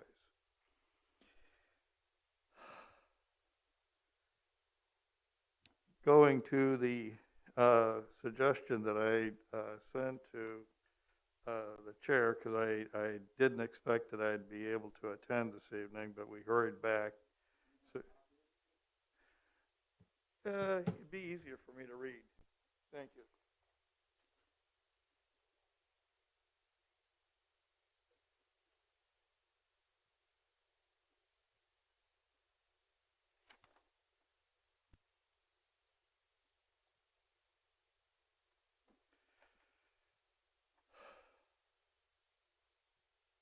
I'll send a copy of this to the secretary for your, and that can be circulated to the committee. But it's not uncommon for some types of engineering to have performance demonstrations. Somebody says, well, we will create something or manufacture something and it will meet these specifications. Fine. We're going to test it and see if it meets those. And what I suggested was that the owners of the wind turbines should conduct independent, continuous performance tests and noise measurements for extended periods over varying weather conditions to demonstrate that the wind turbines meet the specifications and do not exceed Champaign County or Illinois Pollution Control Board limits. And that these results should be, or that these tests should be done by independent professionals who have credentials, and that the results should be made public, and that the expense for the performance should be borne by the owners of the turbines, and that if additional or supplementary tests are needed, that these should also be conducted by the wind turbine owners.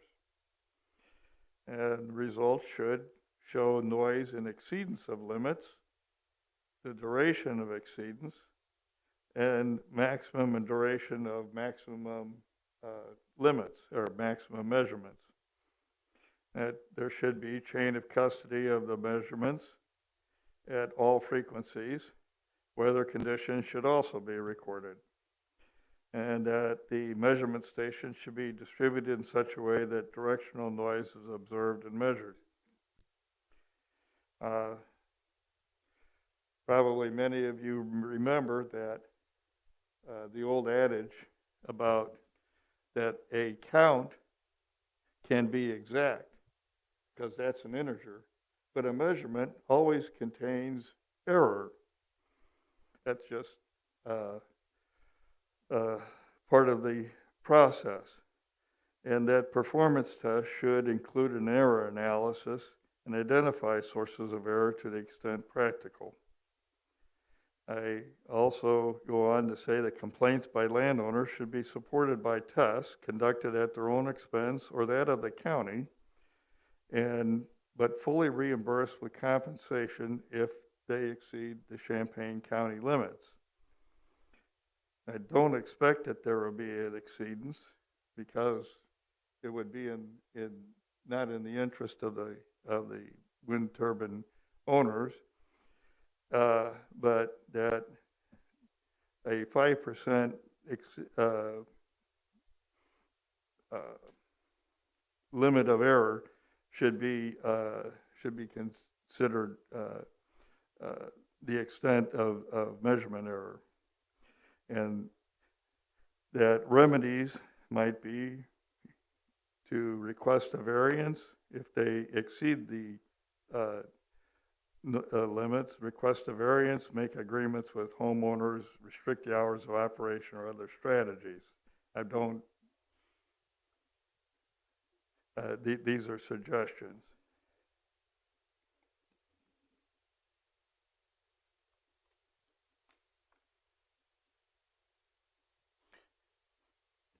Hang on a second, just a little consultation sidebar, but thank you, Chris.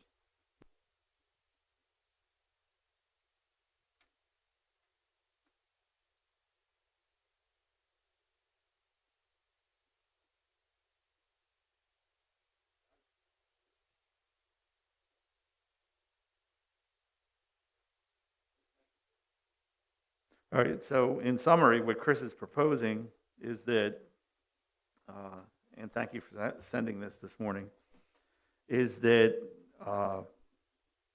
when these projects are proposed, there's modeling done to make sure when they have a hypothetical site for it and the known residents around it, they model the sound, they try to model it as best as possible. And again, they did a good job with California Ridge.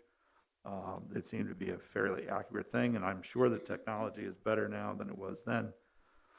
But Chris is also wondering if we should put into this draft ordinance a section that mandates that the developer, the wind developer, take actual measurements over a reasonable period of time. And we heard that to get good measurements in one case was August to November. This would be a burden to the wind developers. It would be an expense that they would have to bear. And it would be a proof of modeling that, and then the other point Chris makes that is that there is some error in these measurements and to allow for this 5%. And it also gives a mechanism for landowners who think that it exceeds the modeling and maybe even the testing. The test would be done, but the landowner has to pay it unless it's found that they're not in compliance. And then it falls on either the developer or the county to pay. So, comments from the board, is this something that we should ask staff to also put into sort of these draft numbers to bring to the September meeting for discussion? Stephanie? I think that there's some merit to it. My concern is, like, who would be doing the studies? Do you know what I'm saying? And how would we have oversight over that? Because as has clearly been evidenced by this process, you can have experts cite all sorts of things that are not peer-reviewed scientific studies, right? And so, like, how would we know? You know what I'm saying? Like, how would, for example, the landowner know where to go to get the study? Do you know what I'm saying? So, like, Chris, what do you see as that mechanism? I hadn't gotten that far into it. In engineering, we use ISO or ASTM, and people who do engineering work or scientific work, have licenses and credentials from, usually from, in my case, I'm registered in the state of Illinois that, you have to take exams and so forth. I don't know what the status is for this particular type of work, but it's something that we should, that we would kind of have to look into, and by we, I mean John. Or and I mean, certainly you have board members that you can contact too. And so I have a question, Chris. If this is something that we're thinking about putting into the draft, to kind of look further ahead from that, we mandate that the developer does actual measurements and pay for it. Well, hang on. Who picks the company? Say again? Do we pick the people that they have to pay to do the measurement? Do they pick a company because they're paying for it? What guidelines? I think that would probably fall to the county to pick a consultant. Certainly, kind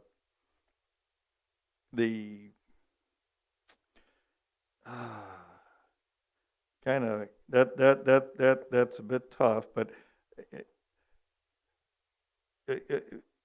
consultants, when I was doing consulting, I worked for companies and then sometimes for government, and but you maintain an independent, you do your work up to a responsible point there. Eric? Yep.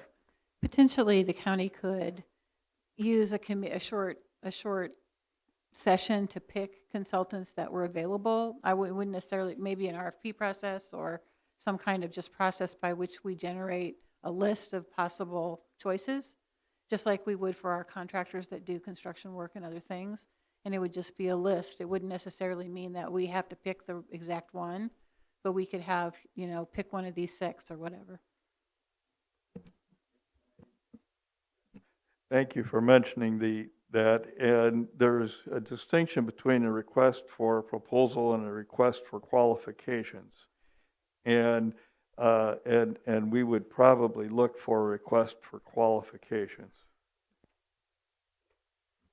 Okay, yeah, that would be a possible path. I don't know if this needs to be in sort of this first fleshing of this draft text, but it's something that, should that get through the process, would definitely be something that we have to sort down the road. So we're back to what kind of direction do we give to staff? I threw numbers out there. Aaron and Jacob have mentioned numbers. Stephanie? Yeah, I'll just say all my comments at once, hopefully. And, actually, I did, when I was in Indiana, we did have that sort of model for when we would have potential environmental or historic preservation impacts. There was a slate of companies that the city, county worked with, and if you were doing a project, you had to use one of those and then do all of the things through the Department of Interior to, evidence that you were not,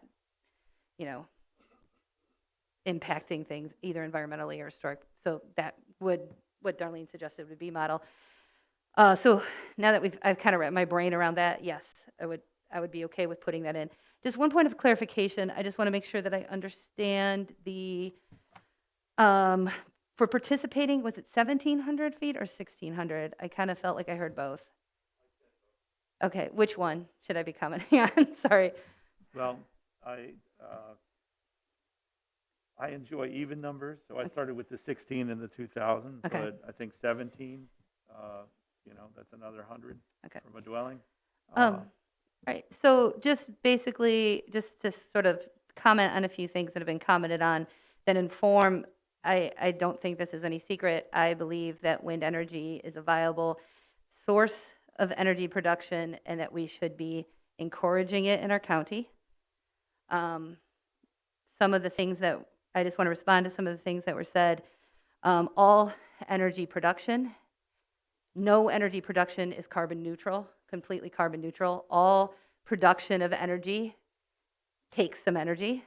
A cursory look at the efficacy of wind energy that I've done says that basically it takes between 6 at the low end to 9 months at the highest end that I've seen of the windmill being in production for it to make up the entirety of the carbon impact that it has.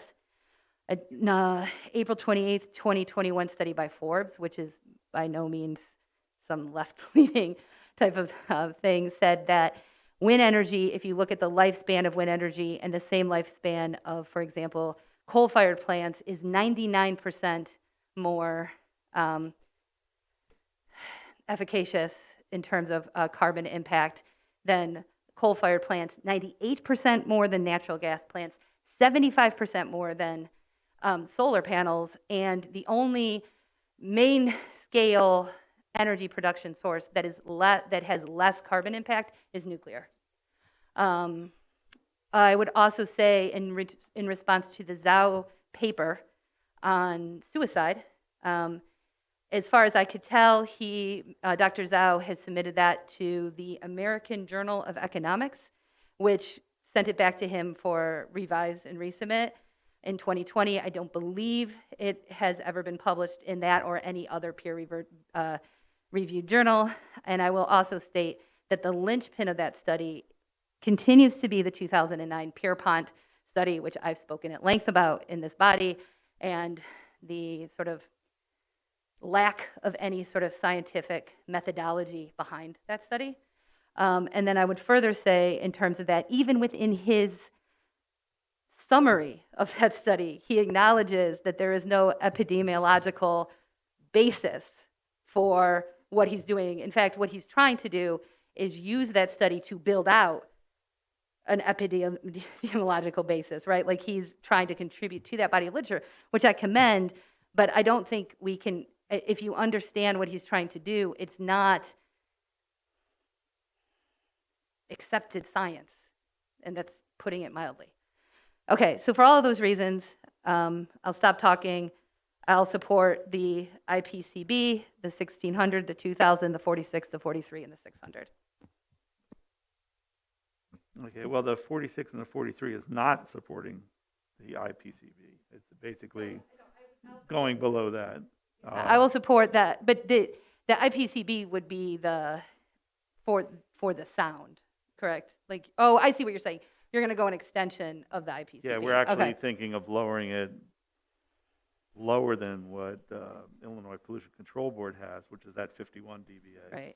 And they have the different octave bands. Okay, so this is more in line with the WHO sort of guidelines. I see what you're saying. And but so we're putting a day-night on it, and they don't. I do think Eric sort of touched on this, and I guess maybe I'd like John to be able to speak on it. Do you think if we did do that, would we have the capacity to enforce it? Okay, so a little background. When we adopted the wind ordinance originally, we were told that EPA no longer has sound people that they send out for enforcement. So we empowered the county board to enforce the pollution control board rules. And I agree, that could get quite costly, but it's, what do you do? This 46-43 split is completely not pollution control board. So there's no way pollution control board is going to do anything on that. It would be entirely the county. Frankly, there is a lot to be said for following pollution control board and just having a greater separation, one that you think will in fact provide a much lower noise level. The problem with that in my mind is if there is a violation, it has to be a really loud noise. And we've had folks here tonight say, in fact, the Hinkard letter back on the June 30th study basically says it's impossible for a wind farm to produce a noise level higher than 51 dBA. That's really what the Hinkard letter said. And that's because of the way those different levels for the octave bands work, and they've looked at a lot of wind farms and they say it's just not going to happen. So if you want to do the 46-43, just recognize that that's going to be the only enforcement there is going to be by Champaign County, because that's not a pollution control board noise limit. They're not going to enforce it.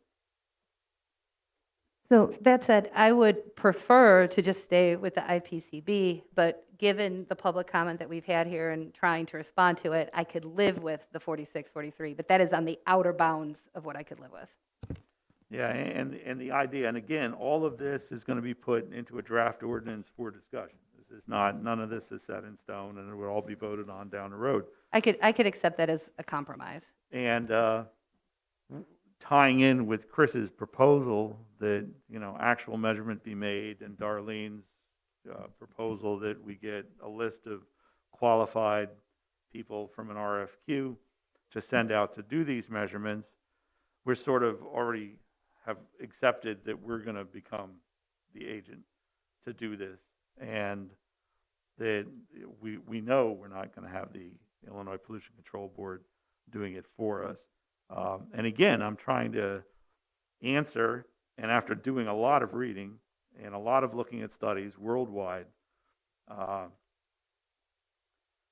that this seems to be, I don't want to say an average of the sound limits that are adopted in most places, but this is where you end up with the actual sound produced. So it seems like a logical place for us to put our limits, because this seems to be what's produced in the real world. And these limits, again, the 39 dBA, just to give you an idea, the 39 dBA is the inside of like the Champaign Public Library. And we're asking for a noise so low that all the background noise in the country, even on a calm night, is going to be above that, unless it's the absolute dead of winter and your windows are closed. And just to bring up that, there's something called the open window attenuation. Attenuation is something that lessens the noise or the power. You can face your noise source with an open window in a dwelling, and the open window attenuation is 10 dBs, which is a lot. It would mean that if you had a 51 dBA wind power tower and it was facing your house and you were getting that sound pressure level outside the house, you could open your window, go inside, and you would be at 41. And remember, dBA is logarithmic. That's a huge difference between here and there, which is why I'm comfortable with the setbacks and the noise at the dwellings, because for the most part, most of us sleep indoors in Champaign County, regardless of how rustic we are. And you automatically lower the sound pressure inside the home. That's just a scientific fact. And so I'm comfortable with these numbers again for that. And, I would support seeing some sort of draft that's along those lines. I think Aaron? Thanks, Eric. I guess I'd want to touch on Chris's proposal a little bit more. So you're proposing a study of the sound, an actual study, I mean, setting instruments out in the field, I assume, to study turbines for a new wind farm, a proposed wind farm, with modeling sound like it's so hard to do. How do you do an actual study on sound as opposed to like an engineering study where you can take a section of an I-beam or something and you can test it all different ways and see how strong it is and what forces it takes to break it and so on and so forth. How can you truly accurately model for something that isn't in place yet, from what I'm hearing? And then it's just, I guess I just need some help wrapping my head around that because it's not there yet. And one other thing I guess would come up in my mind, should this modeling show that everything's good, a wind tower get placed in the county, and then there's a complaint later on, it's investigated, it's found that whatever decibels we set it at, it's found to be over. I mean, I guess this kind of goes back to the whole idea of decibels in the first place being that what truly happens then? I mean, do we, as a county, say that wind turbine shut down? That impacted person, neighbor, gets paid so much money? And it's one of those things, I guess, that, yeah, I guess if you could, Chris, thanks. Sure. I'm glad to clarify some of this. A performance test would be done after something is constructed. And I mean, what they're using now is modeling. And just like a lot of modeling, such as groundwater modeling, in order to validate the model, you go out and conduct physical tests and see if what your predicted values are how they match the actual measured values. So in the case of the wind turbine, if a wind turbine was constructed, and it might only need to be for one, a performance test would be done after construction to put listening devices around the turbine so that you could measure all of the noise and the various frequencies over a particular period of time. I think Eric suggested a particular bracket of time, and those measurements analyzed would demonstrate the wind turbine is in compliance or not. And if it is not in compliance, exceeds the specified limits of, right now we're under discussion with 43 during the day and 43 at night, then we get to the second part, which is the remedies. And what do you do if that wind turbine is found to be out of compliance for short periods of time, extended period of time, so forth? And I'm merely suggesting making some suggestions of what might be done. One would be to ask for a variance. This is something that we're all very familiar with. Another would be that they would have to come to some agreement with whatever landowner or homeowner, excuse me, was affected, or those who would be affected. And so can't remember what the third thing was that I suggested, but it was probably brilliant. No, does that answer your, does that put, okay. Everybody else kind of pretty much following? Yeah, basically, this would be, the modeling is done when the project's being proposed. And they base location and the existing dwellings, and they use the modeling. And they decide where to site it. And now what Chris is saying is that post construction, that this performance evaluation happens, that it gets measured in the real world once it's actually up. And then you also have this mechanism where after that, if there's a complaint from a landowner, they have the ability to ask for a test, but they at first have to pay for it. And they're compensated if it's found that they're correct and it is not in compliance, but otherwise they would be on the hook for it.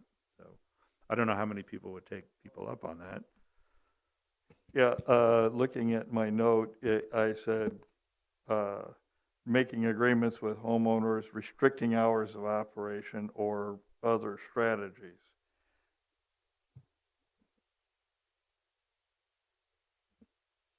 So is that something the committee would like to see in this draft? Something along these lines? Again, this is not the final product, but I think it's better to have things in this draft and have the opportunity to go through them and have people observe them and then work through that than it is to leave something out and try to put it in later. That's just my opinion. Jacob? No, I agree that we should add any sort of testing that protects or has the potential to protect. But I think leaving it just off sound alone and the models of the people looking to put it in definitely has a greater even room for error. Where I think if we at least have some sort of mandatory distance as a safeguard to a poorly constructed model, I think would still be good. More redundancy in the protections, where we could have that be part of it, but still not count out the opportunity for errors in those models, where a set distance would, depending on height, be another added layer of safety there. I'm definitely not opposed to the idea. This is the first time I've heard of it, so I'm kind of trying to go through the different factors of it. Do we know how much one of these studies cost? No, I mean, I think that's something to take into consideration. As far as, I guess a question for John, I mean, if we have a non-compliant wind farm, what are our enforcement mechanisms? Well, in some instances, wind farms have, there's been an agreement to limit the operation of the turbines that were problematic. I do not like the idea of, they could apply for a variance, but that seems like a very weak approach. If you're going to the trouble of identifying a problem and then, okay, solve it by getting a variance, I think that's not a very sound approach. I would rather enforce the standard if we're going to go to the trouble of having a test, enforce the standard, and that would be some agreement between the county and the wind farm. Technically at that point they would be in violation of their special use permit, which is a really big deal. when you're talking that we've already got some money for the decommissioning. I think there would be incentive to resolve the violation. As the department that would be handling all of this, I have sort of made statements in the past about how complicated our decommissioning is. We revisit it every couple of years, and it's actually a significant work item in our department. And what you're talking about here makes me even more concerned about how many significant work items would come along with wind farms. And maybe you need a wind farm department separate from the zoning department. And I'm not joking. This is getting really complicated. But, you know, we can come back with a draft with all of this. But if you find a violation, I would not encourage a variance. Yeah, and I would agree with that. I think that you find a violation, that they have to figure out how to become back in compliance, and it's in their best interest to do that because they just invested $1 or $2 million in a wind tower, and because going down the line, you know, I've always thought about this on the ZBA and an ELUC. We allow a variance. This landowner and this landowner say, okay, fine, variance, maybe some monetary thing is made as part of that. But what about the next person? You know, some land does not stay in the same possession of the same people forever. You award a variance to something that, because of the lifetime of these, is going to be somebody else's. Maybe they don't want this variance. Maybe they're not interested in that. So I think a variance is a really bad way to fix it. I think that fixing it is the best way to fix it, an actual remediation of what it is. We do this with other things in the zoning ordinance. But I agree. I think that Chris's proposal is a lot of work, and I've said this before. And when I saw this, the first thing I thought was buckets and buckets of time that a thing like this would take. You know, picking a company, having the wind farm do it, receiving the report, going through all of that, but I don't disagree that a true evaluation in the field, as it were, is a bad idea. So I think for now it should be in the draft of what we have. So is the majority of the board comfortable with what we've kind of put on John's plate to come up with as a draft ordinance? Is there any? Aaron? I guess if we're giving direction, I would think we probably should need a motion. I'd appreciate it being made in the form of a motion, a second, and a vote. I had one more question. Is fines something that you've ever been able to give out for noncompliance? So that way we can protect some of the people who have found in noncompliant, we can use those fines for mitigation? Fines can only be imposed by a court. We don't have the legal authority to impose fines, even at an administrative level. It have to go to court, and the zoning statute authorizes up to $500 a day fines once the court decides that fines should be imposed. That process is incredibly long, right? I mean, you have experience with it. So, yeah, I don't know that that's a great mechanism either, just because of the amount of time it would take to actually do that.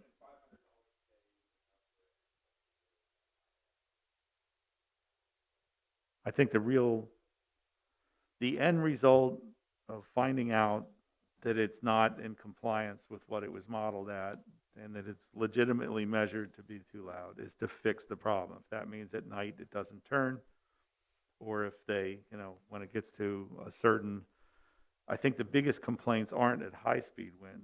The complaints are at low speed, that they have to feather that one or turn that one off when the wind speed drops to a certain thing to keep that sound pressure where it belongs to being compliant. I think that's the only real solution. I agree. I just think it's a lot to ask of the citizens who live in an area that is potentially found in noncompliance, than to pay for a study to prove that the other people did it wrong and then have to pay or live in the damages of us figuring out what to do when someone's in noncompliance. So that could take 2 years. They just build it anyway in noncompliance, and then we have to fight it out over again to prove that it's not, starting with the citizen who is infringed upon paying for it. Seems like a lot to do for the citizen. Yeah, well, again, the way this works is the wind company pays for it. And should down the road a citizen decide that it's still not, then it's on them. I don't see that ever happening. Yeah, the wind farm company is going to have to do the performance thing. Yeah.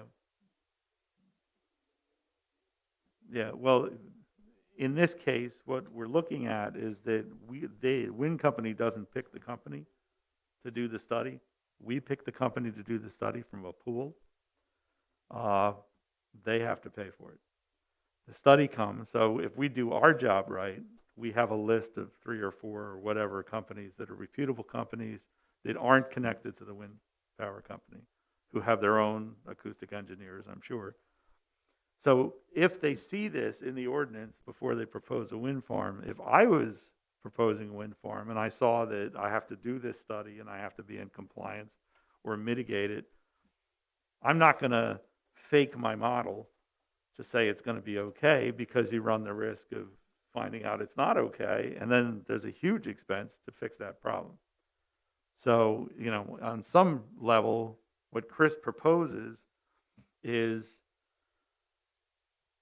a sort of a little wall that keeps people from trying to give us a bad model. When we only have a model, maybe there's some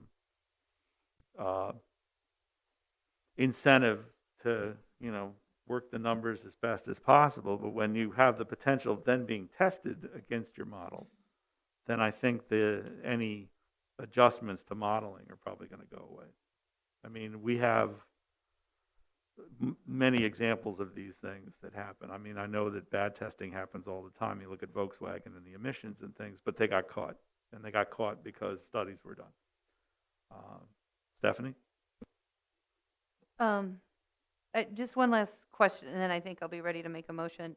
The 1,600 participating, 2,000 foot setback, non-participating, did you intend that to be property line or dwelling? Okay. I'll make a motion that 1,600, that we ask the ZBA to look at a 1,600 participating setback, 2,000 non-participating setback. Although I have great reservations about going beyond the IPCB, I'll go with the 46-day DBA, 43-night DBA, 600-foot height, and look into the possibility of this testing as a safeguard for residents. I'll make that motion. Do I have a second? Second by Kyle. All those in favor? Aye. Those opposed? Okay, that passes. All right, well, you have direction, John. I know that was a 45 minutes to an hour of our time, and it's going to turn into just cubic time for you, and I apologize in advance. Okay, so moving on to new business, items to be recommended to the county board. A, the proposed Champaign County Solid Waste Management Plan 2022 update. And again, I want to thank the now retired Susan Monty for the amazing amount of work she did on this. And I hope this isn't what drove her to retirement. I think it was long overdue. And Chris Storr, who helped with this, and it's up before us tonight. We've seen the revisions several times, and I would entertain a motion to adopt the proposed Champaign County Solid Waste Management Plan 2022 update. Motion by Mary, a second. Okay, we got Jacob over there. All those in favor? Or is there any discussion? I don't think we need to discuss this anymore personally, but okay, all those in favor? Aye. Those opposed? All right, that passes unanimously, and that's a testament to everybody's good work on that. So now, moving on to zoning case 037-AT-22, amend the Champaign County zoning ordinance as follows. 1, add new paragraph 614A3 regarding right to farm resolution 3425. 2, amend section 614C and D regarding wind farm tower height. 3, revise paragraph 614D7 to add aircraft detection lighting systems, ADLS. 4, add new section 614R to require conformance to the State of Illinois Agricultural Impact Mitigation Agreement. And 5, revise section 9 regarding wind farm fees. And going forward, given what we just discussed in new business, I would suggest a motion to approve 1, 3, 4, and 5, and remove 2, because that's up for discussion in this draft ordinance. Is that a motion, Mary? Okay, and that's for 1, 3, 4, and 5, correct? Do I have a second? A second from Kyle. Any discussion? Seeing none, all those in favor? Aye. Those opposed? All right, that passes unanimously. And I think, despite what we think, that's actually really good progress. These are things that were the original intent of updating the ordinance. These are things that we needed to do.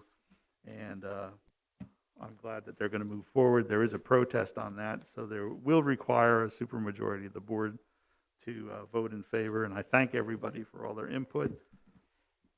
Eric, what was the entire thing protested, or was a particular part, the entire whole thing, thing. right? That's what Yeah. I thought. So that those 4 items that we just moved forward will have to survive the supermajority vote. Okay, other business. 10A, potential ARPA funding allocation for water projects for urban districts. This was something that Darlene asked at the agenda meeting if we could put on. There really isn't a lot, but I do have in front of me, this is similar to what we did with the first round in the rural districts. This would be for the urban districts, and maybe some of the rural. Jim Randall, who is the chairman of the Seymour Water District, was here earlier tonight. He dropped off this letter. If you recall, there was a request to help with metering in the Seymour water system. That request is for $60,000. We've talked about this, and there is some question whether Tolono's ARPA money will actually be used, because they might, was it Thomasboro that might be bought? Thomasboro.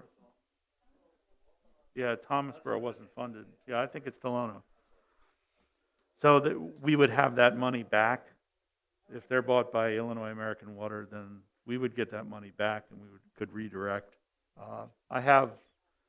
Darlene gave me this Garden Hills Drainage Phase 2 and 3. Darlene, do you have anything to elaborate? I don't see an ask in here. I don't see, this is just for information tonight, but do you have anything more to add? Well, I think Dick Clark and Kay Ness were going to be here this evening. I think they can speak to that from the city of Champaign. Okay, good. So what I did was just send a note to the city people, because I let them know we would start to talk about this tonight, and we were just deciding how we were going to do this. So potentially, the board originally had decided to spend or allocate $500,000 per county board district. We allocated the 4 rural districts with the first payment of ARPA money. We set aside $33,500,000 for the second payment of ARPA money, just to discuss how we would do that. There's been no discussion about how we're going to do that. Are we going to have the similar process to what we did before? It really just involves Champaign and Urbana for the urban districts, pretty much. So they might touch a little bit outside the city limits, but if you want to do the same process over again, we can have different districts come. But the 2 that I knew for sure were cities of Champaign and Urbana. So I just asked them to think about, did they have any projects to talk about, or would they be having anything to present to you? And Champaign is here tonight. I didn't hear back from Urbana about whether they were able to come. All right. Thank you. Name for the record, and why don't you let us hear what you have in mind. Good evening, and thank you for having us tonight. My name is Dave Clark. I'm the Acting Public Works Director for the City of Champaign. And with me tonight is Kay Neese, who is the City of Champaign Finance Director. We are here tonight to provide information on the city's Garden Hills Drainage Project and answer any questions you may have as you consider this project and other projects for potential allocation of ARPA funds. We've prepared a project summary sheet about the Garden Hills Drainage Project that I believe you already have in your agenda packet tonight. I do have extra copies if anyone needs one. So I'll keep my comments brief tonight. It's been a long night for you. So as a general overview, flooding in the Garden Hills neighborhood has been an ongoing problem for decades. The neighborhood has no stormwater detention and little to no storm sewer systems in place at all. Stormwater routinely floods in the streets and the residential properties after nearly any rain event that happens. In 2016, the City of Champaign completed a drainage study that showed a need for large stormwater detention basin at the low point of the neighborhood, which is right there along Hedge Road, just east of Mattis Avenue, as well as large storm sewers to collect and transport stormwater from the northern area of the neighborhood underneath the railroad tracks into the basin. Due to the size and scope of the drainage project, the project has been divided into multiple phases. Phase 1, which consisted of purchasing and demolishing all the properties along the north side of Hedge Road to clear the area needed for the detention basin. We completed that last year, and right now we have a pop-up park in that area now to kind of program that space. Phase 2 will consist of constructing the detention basin, and this is currently under design now. Phase 3 will consist of constructing the large diameter storm trunk line sewers to carry the stormwater from the north side of the tracks to the basin again. So the basin area will be constructed in a similar fashion to the city's other large storm sewer basins, where the basin is designed to include park-like amenities for the residents to enjoy, which includes new walking paths, benches, lighting, rock outcroppings, gathering areas, and other features. At the east end of the basin area, such as play equipment, basketball courts, things of that nature. A good model or an example of how we build our detention basins is the recently completed detention basin at Glen Park, which is on West Washington Street. That's a good example of what we intend to build for the Garden Hills folks. Another benefit of the project is the reconstruction of Hedge Road and Paula Drive and other streets and other connecting streets with a new concrete pavement, storm sewers, sidewalks, and street lighting. Due to the continuous flooding problems, Champaign City Council has made it a priority to move forward with the drainage improvements as soon as possible and have allocated $5 million of the city's own allotment of ARPA funds to get moving on these projects. The other project funding for these two phases will come from stormwater debt financing. Engineering design is currently underway, and we are expecting to start phase 2 construction in the summer of 2023. And it's going to be about a little over 2-year construction project. Phase 3 construction is planned to start in the summer of 2024, and it'll take about 2 years to complete that project as well. So that concludes our general overview of the Garden Hills project. I want to thank you for your consideration of the Garden Hills project for additional ARPA funding. I'm happy to answer any technical questions, and Kay can answer all the money questions. All right, thank you very much. We're early in this process. We have these 7 districts, and this idea of 0.5 million from each district. We haven't heard a lot from the individual districts or drainage districts that are within them. The borders get a little fuzzy. I think that's part of it. Some of these drainage districts are in between county board districts. Water didn't decide to just, stay in District 7 or District 5. It does what it wants.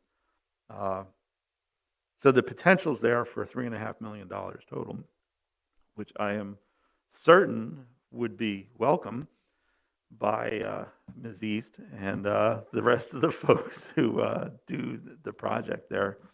I think it's a good time to begin this discussion. I'd really like to hear from all the representatives from all those districts. We don't, ELOC could sort of direct them to find out what they think. But I think that there's a possibility there for consolidation of that. Stephanie? Yeah, I would just like to point out, I think that having this evening is interesting just because I don't know if anybody saw the pictures that were posted all over Facebook from people who live in this area after the rain yesterday. And I mean, you couldn't get out of the neighborhood unless you had a canoe, basically, in all directions. It was really bad. I also wanted to say thank you both for coming and staying so late. The other thing I wanted to say is I appreciate that you've allocated the $5 million for ARPA for this. I will say, especially for cities like Champaign and Urbana, I know we gave some ARPA money to some of the smaller drainage districts in rural areas where we did like the full bore of the project, but even in the rural areas, we asked that they put money in if they could. And for the most part, except for a very few projects, they did.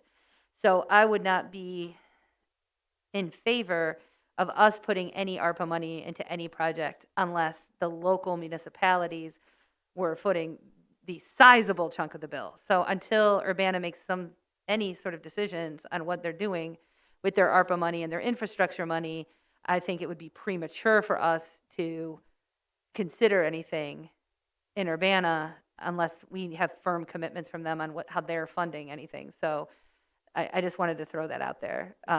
You know, we held that standard in the rural areas. I certainly think we should hold a similar standard in the urban areas as well. Darlene, did you hear anything from Urbana yet? The mayor got back to me and just asked, you know, what was being done, and I said we're just beginning the conversation, but she didn't say if anybody could come tonight. Okay, we'll continue to ask them to come. That would be great. Thank you, both of you, for coming tonight, and again for staying so late.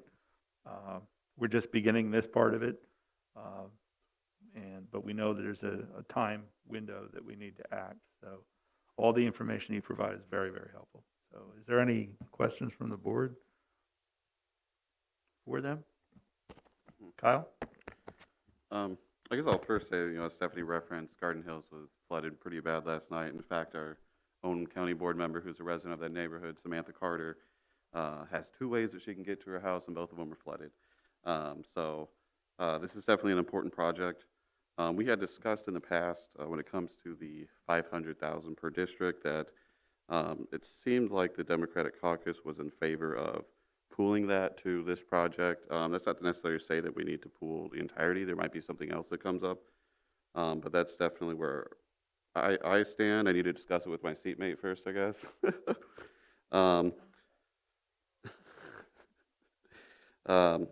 As far as questions, you have estimates on here. When did you guys get the estimates? So the estimates were originally based on studies that were done previously. The last time these estimates that were included in here were updated were in August of 2021. Okay. Yeah, that's my only question. Thank you. All right, any other questions? Okay, thank you very much. Jim, I see Jim Randall is still here. Jim, did you want to add anything? So we asked Jim to come because the potential transfer of funds from Tolono. Right. So Yeah. we just wanted you to hear what his project is. And when he got buried in the crowd there, I thought he had taken my advice and gone home, and that we would discuss it without him. But since you're here and you've toughed it out, you should speak your piece, Jim. Thanks for staying.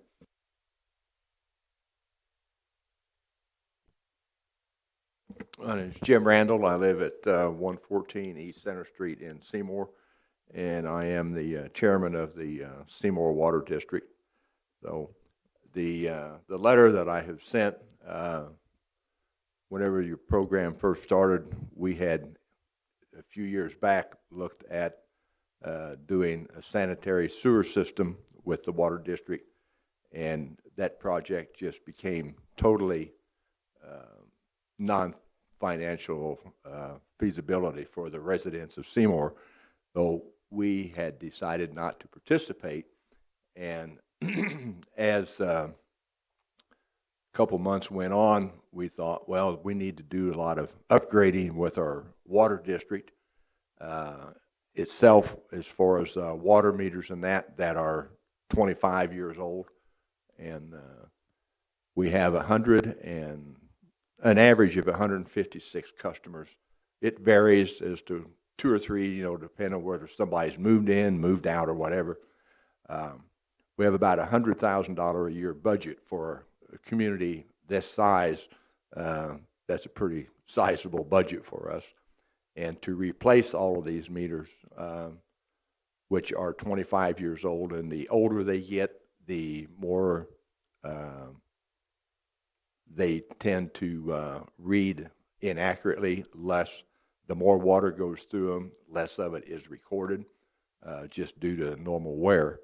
So we were going to try and repair meters or replace them as they failed, but whenever you have meters that are already 25 years old and they are beginning to fail pretty regularly. So in order to replace all of these and have it taken care of, it would take around $50,000 to $60,000.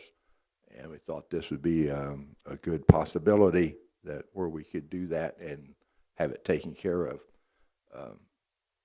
Being the small water district that we are, it was mentioned that Illinois American was potentially going to take over Tolona. Because of the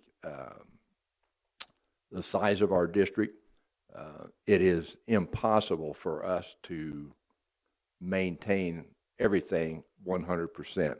So we do a lot of contract work to see that the district operates. Our billing, our meter reading, maintenance, that stuff is all contracted out.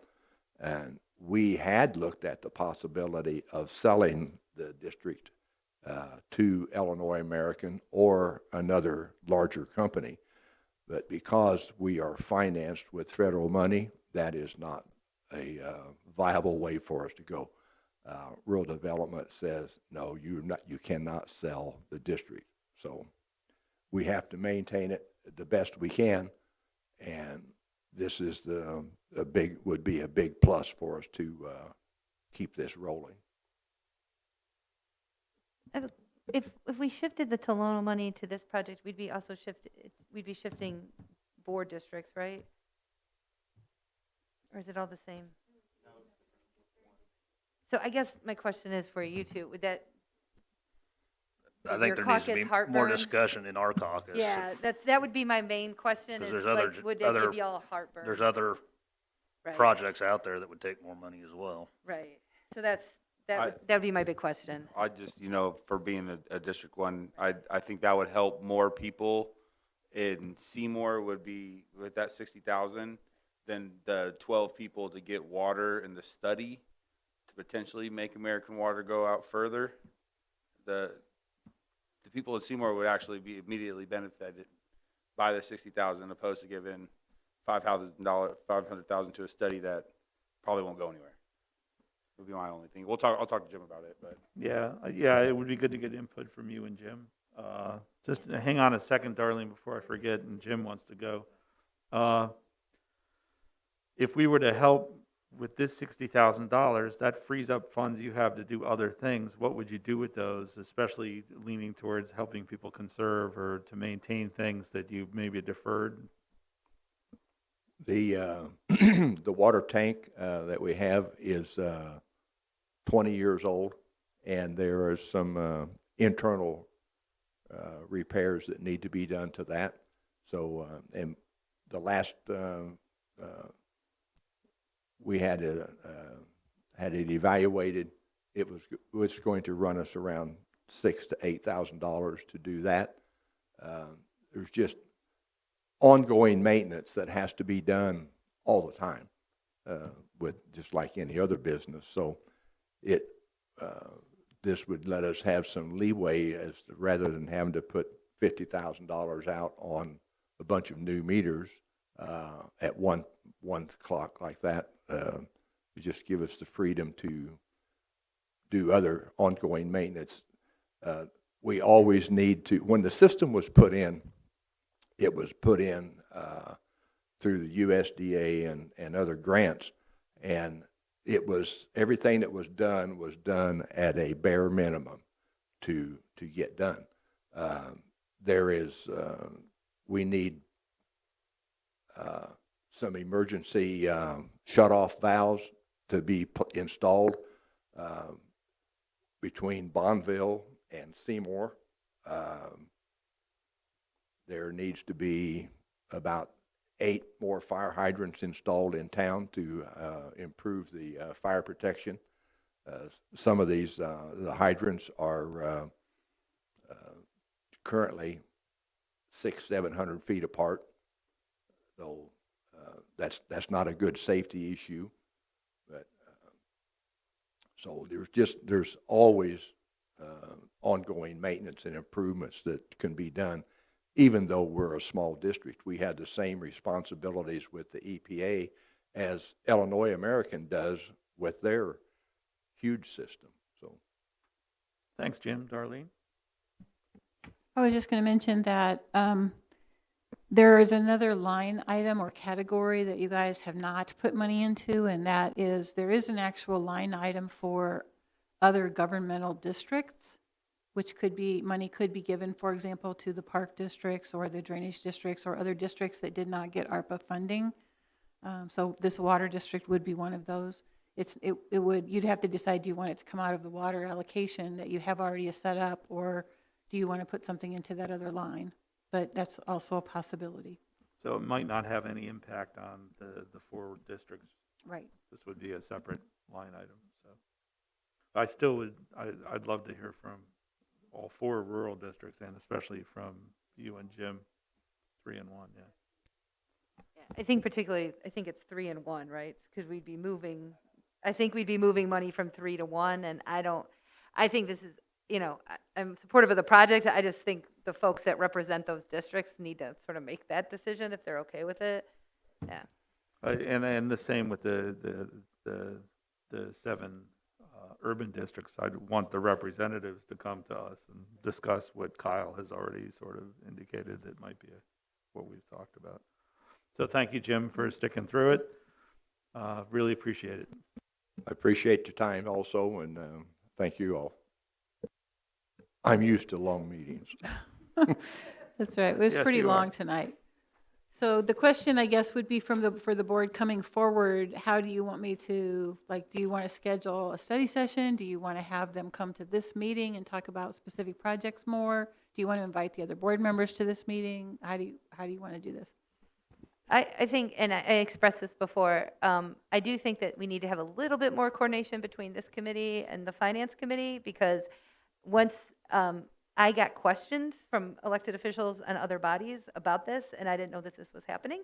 And I was like, I have no idea what you're talking about. And then I got the agenda and I was like, oh, I see what you're talking about, right? And so what I anticipate us doing is similarly to how we did it through the last budgetary round, put money into categories through the budget process, which will literally start in a few weeks this month. I think we should get through that process before we invite people to give specific projects, because we have given more money in certain categories than we originally anticipated during the initial budget process. So we just need to make sure that we're having a conversation that's bounded in reality. And so once we go through the budget process and we have all those up, then yes, I think ELUC would continue to be the body for that. But I don't think we should get into any specificity until we've actually gone through the budget process and put the money into pots, right? Yeah, so because we might want to put more money into rural water. You know what I'm saying? Like we haven't done that process yet. Right. And we will begin that process at the August full board meeting. Right. To start talking about that. All right, thank you. Thank you both. And have a good evening. Safe drive home. 10B is the monthly reports. Is there anything of note that you want to talk about, John, out of the monthly reports? No, just that we had 2 more good months on the zoning compliance inspections. Well, April wasn't so good. We only did 17, but that's better than most months. And March was tremendous. March had 94, so